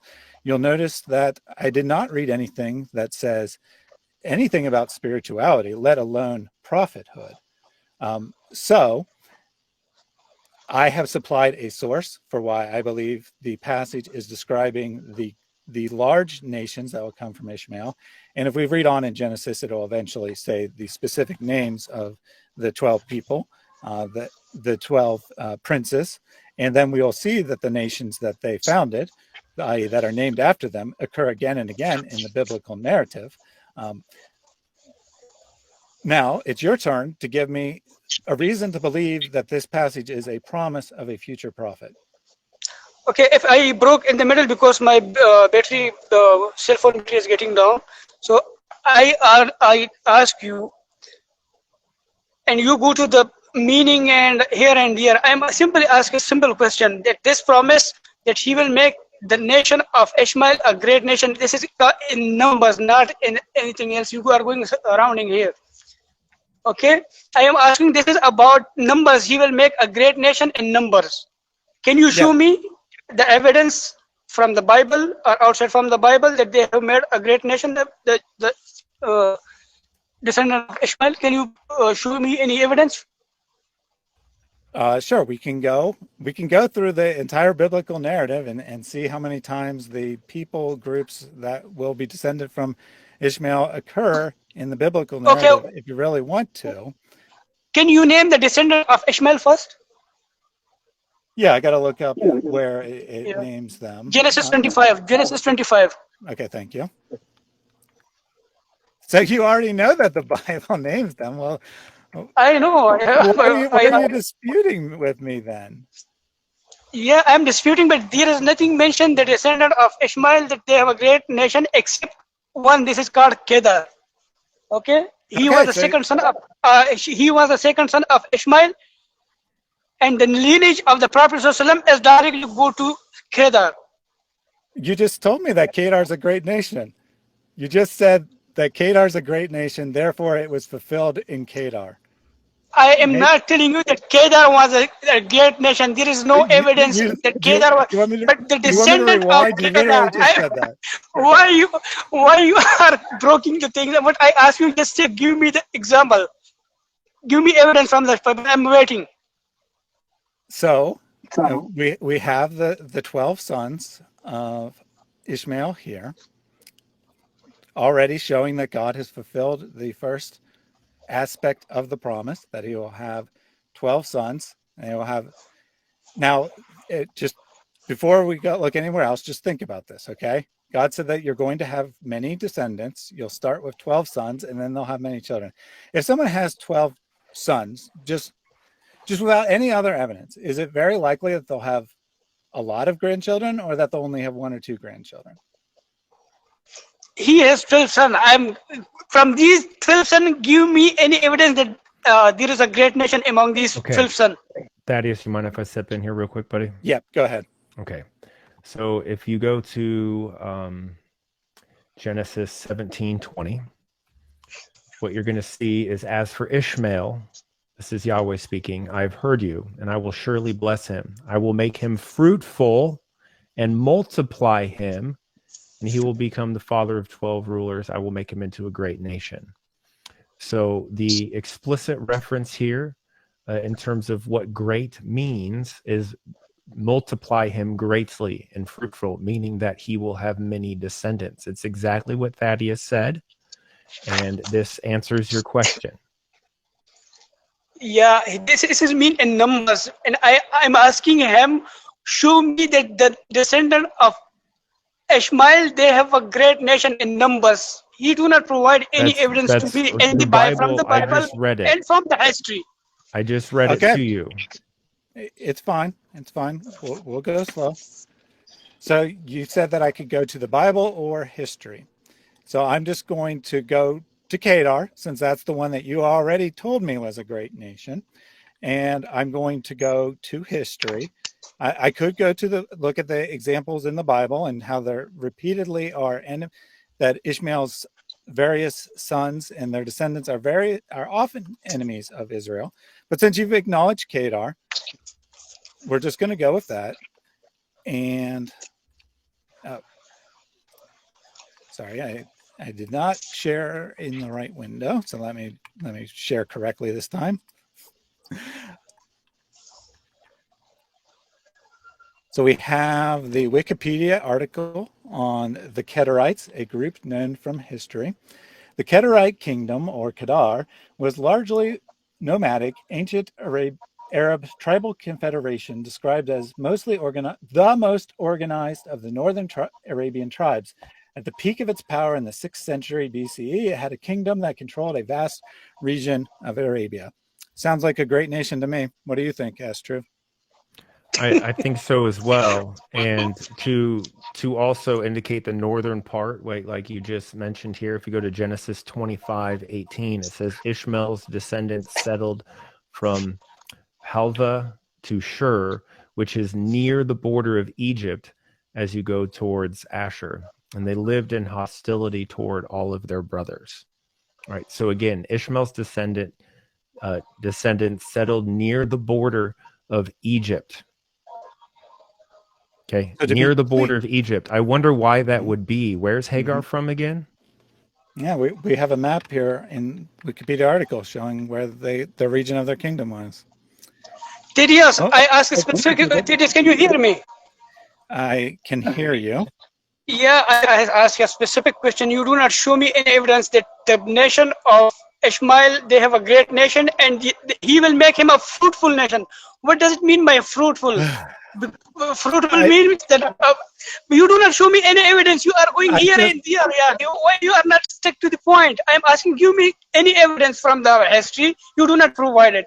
Give me evidence from the Bible. You do not provide it. It means you are failed to provide any evidence from the Bible and also from the Bible. You are going here and there and just making your own arguments. so you're very good at making assertions that I'm not answering your question. You're not very good at listening, however. I You listen to you. You read me articles from the Wikipedia, and you do not show me evidence that the nation was a great nation. What was their fruits? What was their teaching? What they teach? They do not show me anything. Okay, nobody said you anything about teaching. We said it was in numbers. We showed you from the Bible where it I explicitly it says is you will mentioned have that a many fruit. please I stop will make them. offspring. interrupting. I will. Please stop interrupting. Go ahead, Astrid. No, I mean, I was just trying to say, and hopefully he's able to listen, right? We've already established for him that Ishmael, the word great, right, never said anything about spiritual, and he even admitted that it was in his opinion that that's what great meant. When we go to the context and the meanings, the possible meanings of the word used in Hebrew, none of it has anything to do with what he said. What it has to do with, and specifically the verses that we have quoted to him, is it has to do with the numbers of his descendants. Fruitful people, right? Ishmael will be fruitful. He will have many. Yahweh says, God says that he will greatly multiply his offspring. That's how we do proper hermeneutics. That is how we read for context. The context of the passage of what great means, it means great in number. We can actually even contrast that with the promise made to Isaac, and the same thing is the same type of language is being used. He will be fruitful, he will multiply, his descendants will be like the numbers of the stars. The word great in this context means great in number. So I'm not sure why he keeps asking about a nation and things like that. There are plenty of northern Arabian / east of Egypt nations that we can list throughout the history of time that would be considered a great nation. At the same time, as you mentioned earlier, Thaddeus, it's impossible for him to even track himself or Muhammad back to the descendants of Ishmael. And even in the region that is shown there on the picture, the region of who would be considered the Ishmaelites does not reach far south enough to even get to Mecca in general. So the assertions that he is making are great stories, but they don't have any actual historical backing. They don't relate to any of the writings in the Bible. And everything that we have done to this point has demonstrated using proof, right? We're looking at maps, we're pulling up Bible verses, and his best argument right now is to just continue to say the same thing. You have not showed me this, you have not showed me that. When in fact, it's clear to us, it's clear to you, it's clear to the audience. We have literally showed him everything that he has asked for. Now, I'm done with my little bit. And Yep. So I just want to reiterate that you told me to go to any source inside or outside the Bible. I first went to the Bible, showed that he had 12 sons, and I was trying to talk you through logically. But then you started yelling at me that Kedar was a great nation. Kedar was the only of the 12 that had a great nation. Then you said that you had misspoken. You didn't actually mean that. Fine, you didn't mean that. But history tells us, in fact, that the Kedarites were a historical people that were substantial in size. Now, historians don't necessarily believe the biblical narrative, but if you're going to say Kedar's a real, like they might say that Kedar's not a real person, right? Historians might say that. But the Kedarites existed. The Kedarites were a great nation. So if we're taking the biblical narrative seriously, and you have to say Kedar is a historical person, because as you just pointed out, this is who Muhammad supposedly is descendant from, then the nation that bears his name was indeed a great nation. You're back on.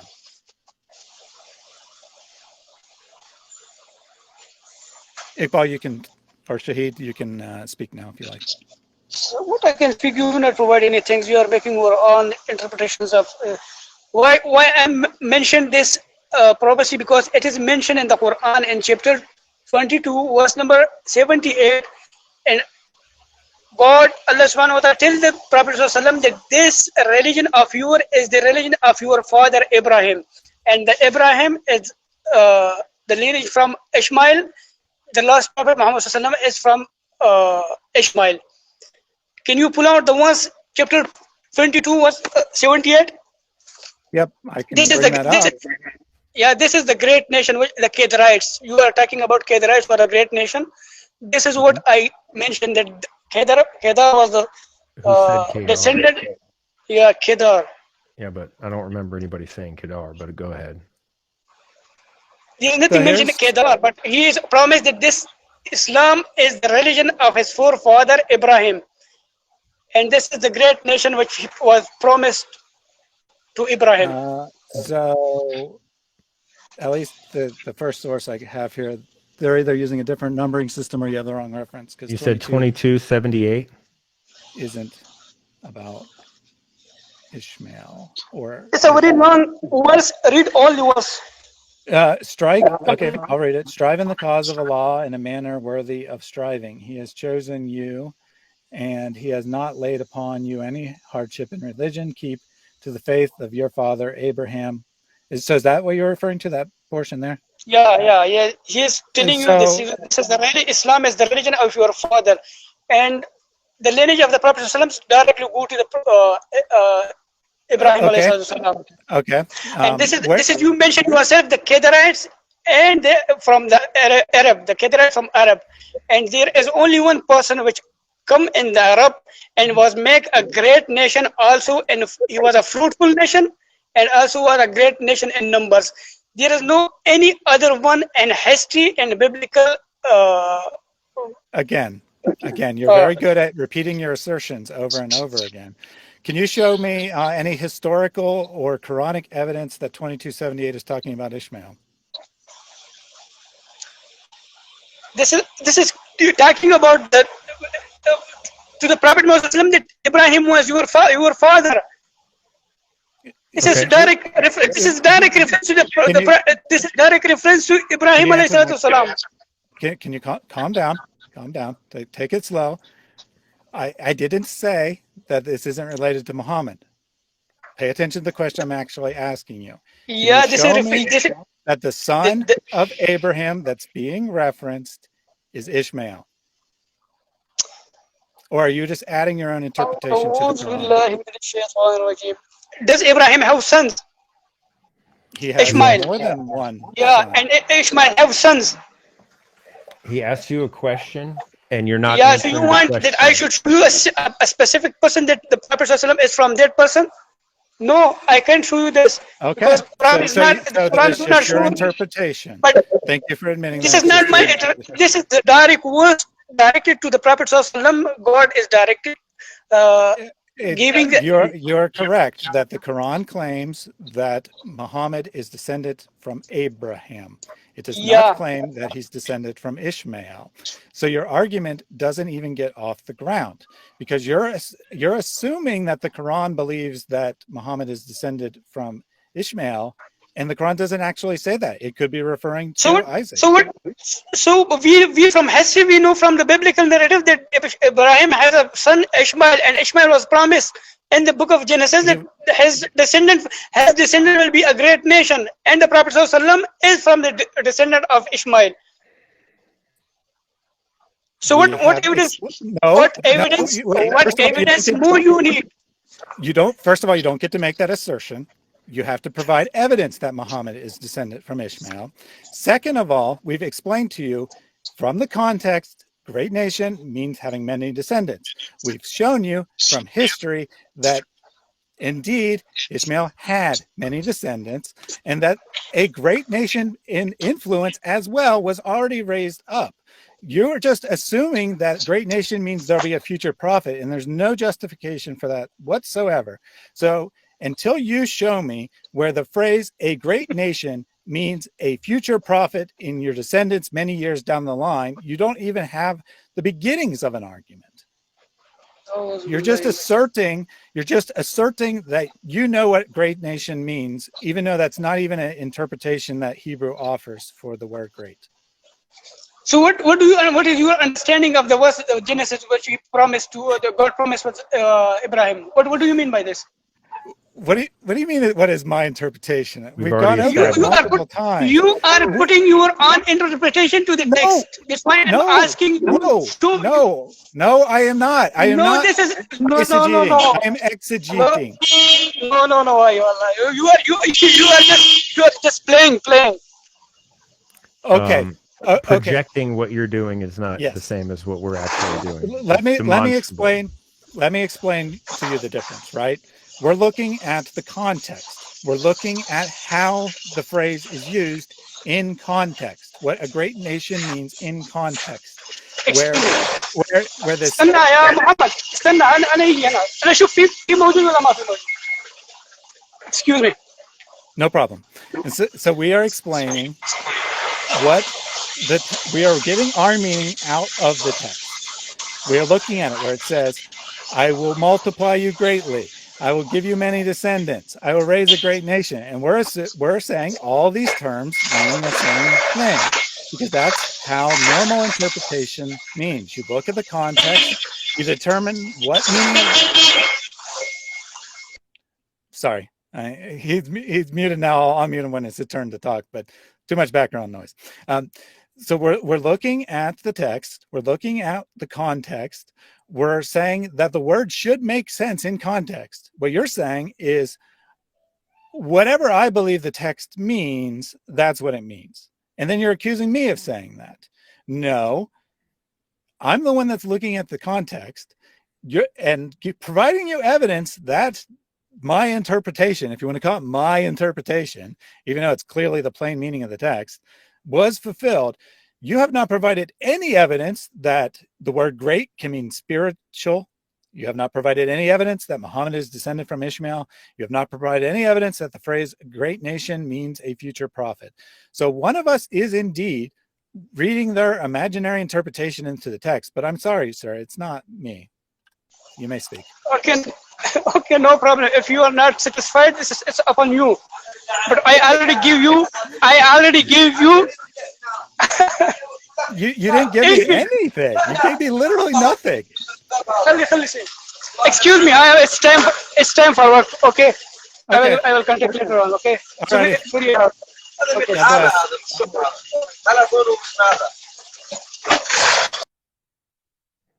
All right. Well, that was what very I expected. Yeah. Well, I'm sure he legitimately has to work. I'm not. No, not the work part. I'm saying just how the conversation. Yeah. That was very interesting. You know, I read the text, I interpret the text based on the context, and I am just making stuff up.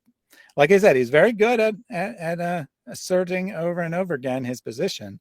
He did not provide me any evidence. He didn't answer any of my questions. And then he says, before he had to go, I think he was about to say, you know, I provided you ample evidence. If it's not good enough for you, that's your problem. Yeah. He didn't provide me anything. He provided me a single Quran verse that doesn't even mention Ishmael or talk about any great nation or anything else. Yeah. And that's exactly how our conversation went for like 3 hours the other day. And I think he's parroting what I told him at the end. I said, look, it's not my job to make you be convinced of the truth. It's my job to provide for you evidence like you and I just did. It's my job to provide evidence for you and to make a coherent argument, but it's not my job to force you to understand something or not. I can tell you the same thing 10 ways, you know, give you 10 different references, give you multiple. And that's exactly what we did, Thaddeus. Yeah. I mean, I could have gone to the Bible. I could have gone to history. I mean, he's like, you're jumping all over the place. Well, some of them was kind of jumping as he went. No, but we really okay. So as he goes, read Genesis, now go to Galatians. That's a jump. right? That's a really big jump. Whereas, And I still actually have no clue why he wanted to go to Galatians. I think just because it mentioned the word Arabian, he it didn't care meant what any of the Arabia. other words were, Yes. but it didn't help his case in the slightest. No. I mean, Paul says, I'll give you a spiritual interpretation. And then he says, Hagar is Mount Sinai. Well, actually, this is good. We should actually go for what Paul is really saying, right? Yeah. So what is Paul really saying? What is Mount Sinai in the biblical narrative? So Mount Sinai is where you're bound by the law, correct? Mm-hmm. Right. And so the point that Paul is making in a lot of his letters, but in this specific passage is he is using these two past biblical characters to draw a contrast, right? One is children of the promise of the free woman who will become children of God, who will be free from the burdens of sin and death and all of those types of things. And on the other hand, there are those who were born of the flesh in sin and into bondage and slavery, right? Given the two contrasts, you want to be the free son and child of God as opposed to the bound servant and slave of the flesh. That's really the contrast that's being drawn here. Now he uses Hagar as a means to display this, and Sarah as a means to display this. And so he's actually. I was trying to draw that out there, and I was trying to give him enough time to talk, but I got distracted. I fell for the red herrings. It actually hurts him. This is a painful situation. Basically, what this is saying, if we're to understand, if we're going to grant that Muhammad is a descendant of Ishmael and Hagar, right, and the Muslims are literally just slaves to the flesh and not free, is essentially what this is saying. If I may make one quick argument, and I promise this will actually be quick, and I wanted to ask him this. I wanted to ask him, and this will be very brief. I wanted to ask him if he thought that through Muhammad and through the Muslims and through Islam, if the whole world was blessed through them. And naturally, I would imagine that the answer would be yes. However, that is never promised to the descendants of Ishmael. Again, assuming that Muhammad is even a descendant of Ishmael, which is an unfalsifiable claim. There is no direct link or lineage to him and Ishmael. But it says in Genesis 22:18, and this is Yahweh speaking to Abraham. He says, through your offspring, all nations on earth. And this is speaking about Isaac, my bad, that through their offsprings, all the nations on earth will be blessed because you have obeyed my voice, right? So the child of promise is Isaac. The child of promise, the nation of promise, through whom the entire world will be blessed, is not through Ishmael. He did not get that blessing. It was Isaac who got that blessing. And of course, Isaac gives birth to Jacob, which is Israel. That is the blessing, right? The numbers are both the same. The Jewish nation's got a lot of numbers. The Ishmaelite nation has a lot of numbers, okay? But the difference is the blessing of the covenant, of the promise, of being a light to all nations. And that only happens through one tribe of Judah, and that has only happened through one person, our Lord and Savior, Jesus Christ. Amen. Yeah, we did miss an opportunity there. As Bowrudder pointed out, that Galatians 4 is a huge mistake for the reasons you just described there. Because according to Galatians 4, Hagar is spiritual slavery, and he was trying to use this as evidence that Muhammad comes in the line of Hagar.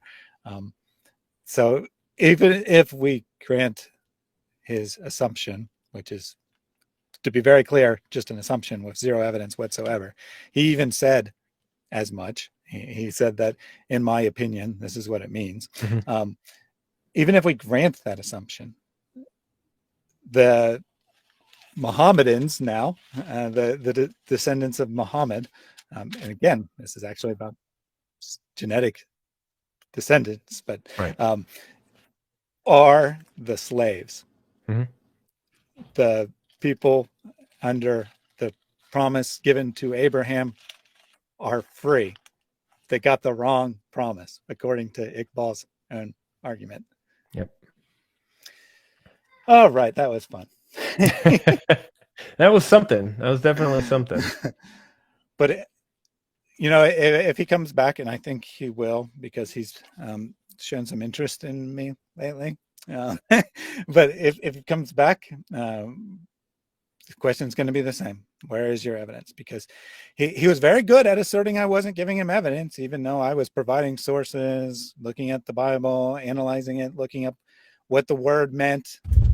He didn't provide any sources, any evidence for any of his assertions, except to say Quran 2276, which doesn't mention Ishmael. And that was a really good catch, Thaddeus. That was a great catch. I don't think I would have caught that. I will from now on. But you're right. He was asserting all night that Muhammad is the descendant of Ishmael, right? Through Abraham. I see the link that he's trying to draw there. But if you're going to go to that passage, it doesn't say, right? So that leaves it open. He could be a descendant of Ishmael. He could also be a descendant of Isaac. There's a lot of different ways he could be a descendant. So yeah, and if you look at the development of Islamic theology, it actually took them quite a long time to figure out that they needed to say Ishmael. Strangely enough. Oh, really? This is, yeah. So I knew the Quran didn't say it. So I knew whatever he went to, it wasn't going to say Ishmael, because the Quran does not say anything about the promise coming through Ishmael. That developed much later in Islamic history. I think if you look at some of the tafsir, the early tafsir, they'll even actually on this verse say it's about Isaac, because they assumed the biblical narrative was teaching the same thing. Yeah, and they knew like the entire Quran assumes as well. Yes, exactly. That they'll even though the verse doesn't know well enough to say the son's name, the early Muslim commentators who knew better than Allah thought it was referring to Isaac, and it was much later that they came up with the idea it was through Ishmael. And then I don't know why they want to force it to be Ishmael. It could be Isaac, and it would be the same argument. So I'm not sure why they want to force it to be Ishmael. But once they decide it was Ishmael, then they just go to the Bible and they look for any instance of Ishmael's name or any of his descendants, and then they assume that somehow has something to do with Islam. Right. Pure assumption through and through. Well, in his own words, he said Kedar. He said the only one of these 12 that had a great nation was Kedar, and which isn't actually true. Some of the others also became enemies of Israel. But I said, all right, you just proved it. The prophecy's been fulfilled, or the promise has been fulfilled. There is a great nation. And he's like, no, it means a future prophet. Yeah, it's spiritual because I say so. All right, that was an adventure. I hope that people found that useful. I hope you see what I was trying to do, talk him through it slowly. He, like I said, very good at repeating himself over and over again, not so good at actually giving an argument or following an argument. Roof is still here, so Roof, I have added you to the scene. Did you still want to ask us a question?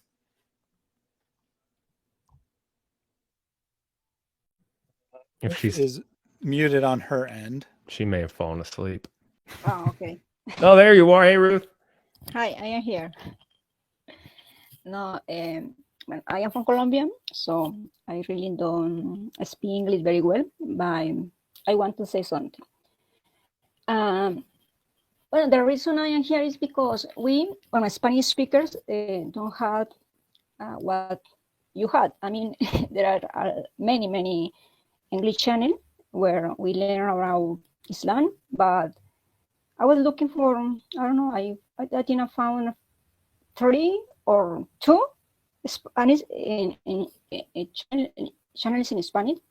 So the first time I listened something like Muhammad is in the Bible, my first thought was, are they crazy? how is that possible? Mm. What? I am a new Christian. I believe 2 years ago or 3, something like that.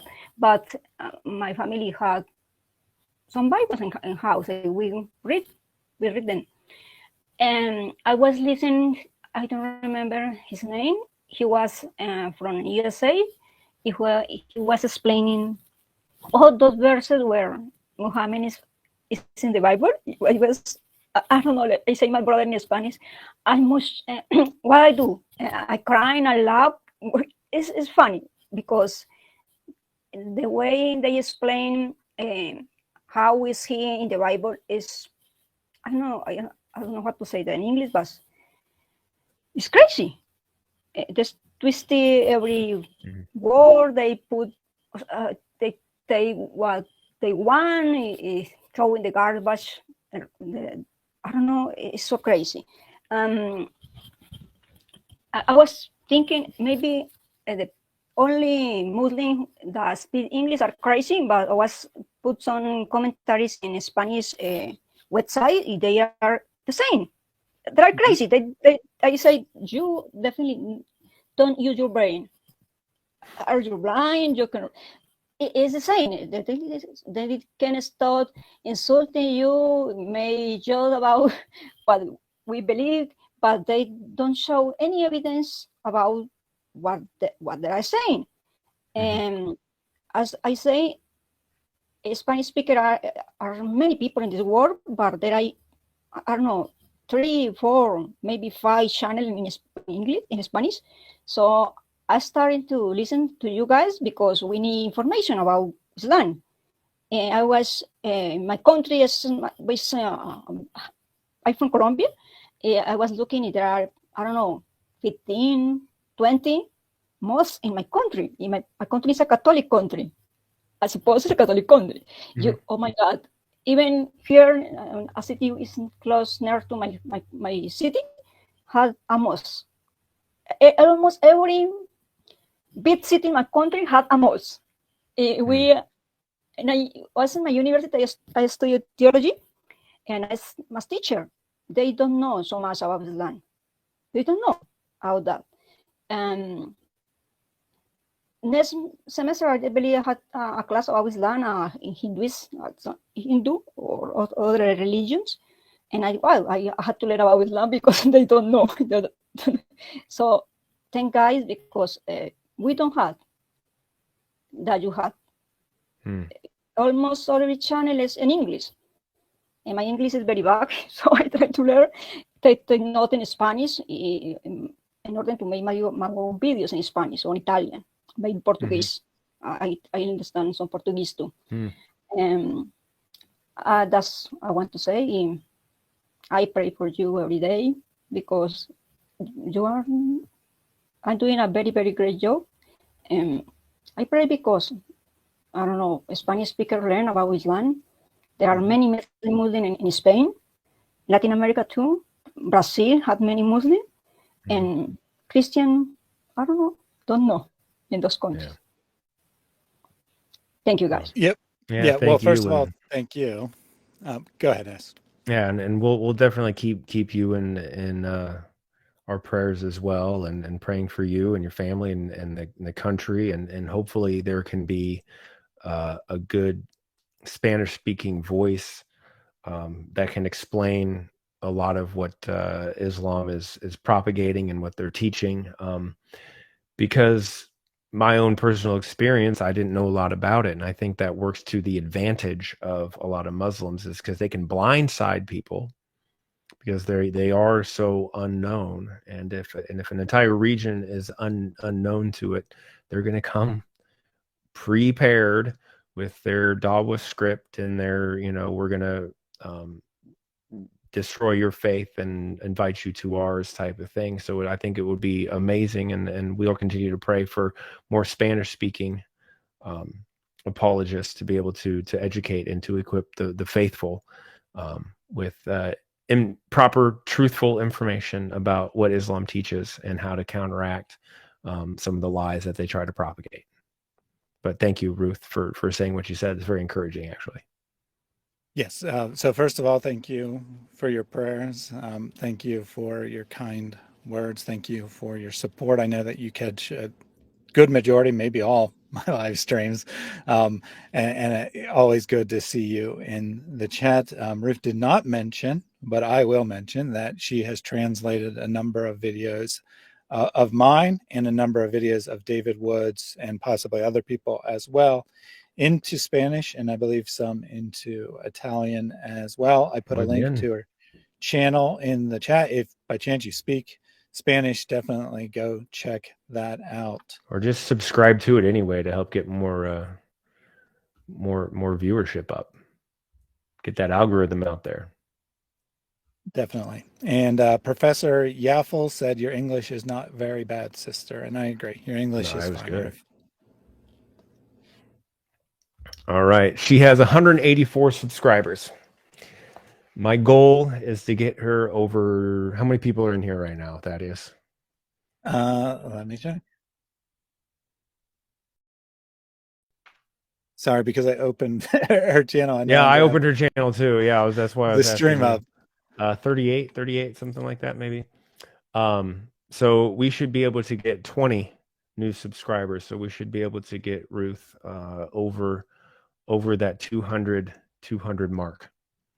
And I just got a text from my wife. 45 people, perhaps. I guess it depends on when you look and how long it's been since you refreshed your page. But let's go, people. Give her some likes.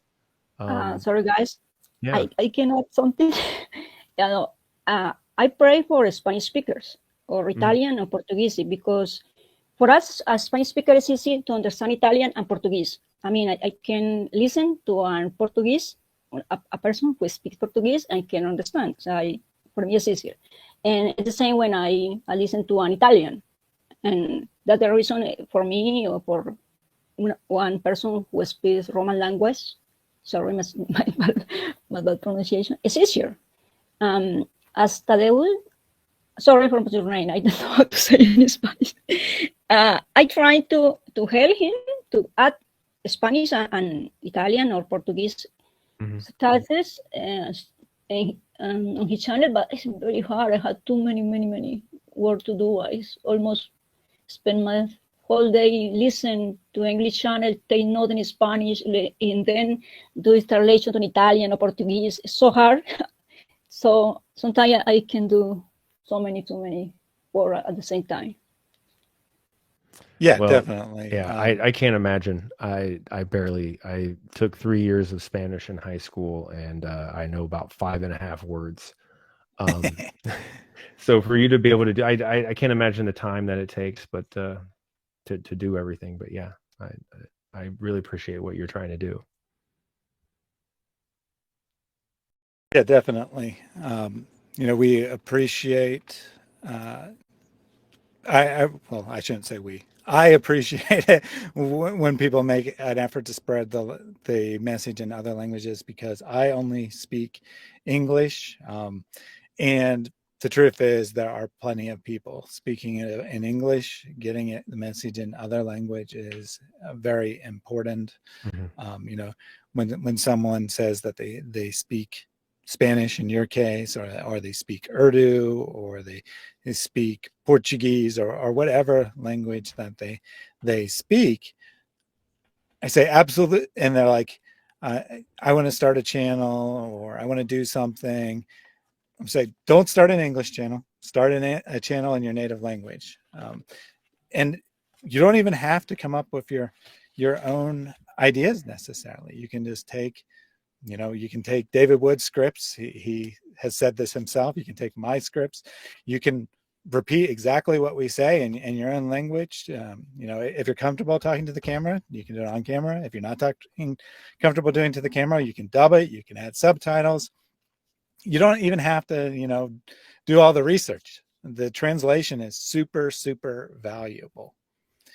So I definitely would encourage anyone who speaks English in addition to another language to look into translating videos, because there are Muslim propagandists targeting Spanish-speaking audiences. There are Muslims speaking pretty much every language you can imagine under the sun, And most of the polemics is in English and a little bit is in Arabic, and that's basically it. Mm-hmm. That medical doctor, Zakira, had 2 channels, one in Portuguese and another in Spanish. Oh, wow. There you go. Yeah. So Zakir Naik's family apparently is targeting Spanish-speaking audiences and Portuguese-speaking audiences. And, you know, when you look at the languages spoken by a large number of people in the world, you got English, obviously, but then you got Spanish, you got French, you got Chinese, and you have Hindi/Urdu. And those are the languages that are spoken by like huge numbers of people. And those are the languages that make sense to target first. Yep. Sorry, All right. trying to turn off. I think that we will be logging off here in a moment. I'll give both my guests a chance to say any last words. Rif, you can go first. Anything you'd like to say?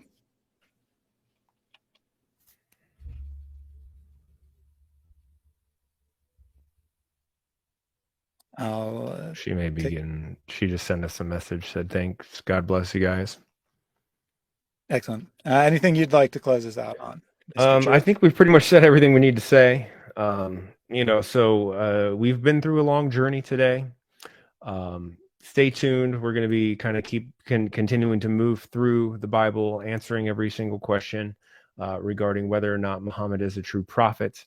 And the reason why we're asking this question and we're going into it is because Surah 7, Ayah 157 says that we must find Muhammad written about in our scriptures in order for him to be considered a prophet of Islam. There's a twofold problem with this. One, if we find Muhammad written about in our scriptures, it affirms our scriptures as being directly from Allah, and then it actually disproves the Quran as being God's word, because it immensely contradicts the Bible. Sorry, I'm getting tired.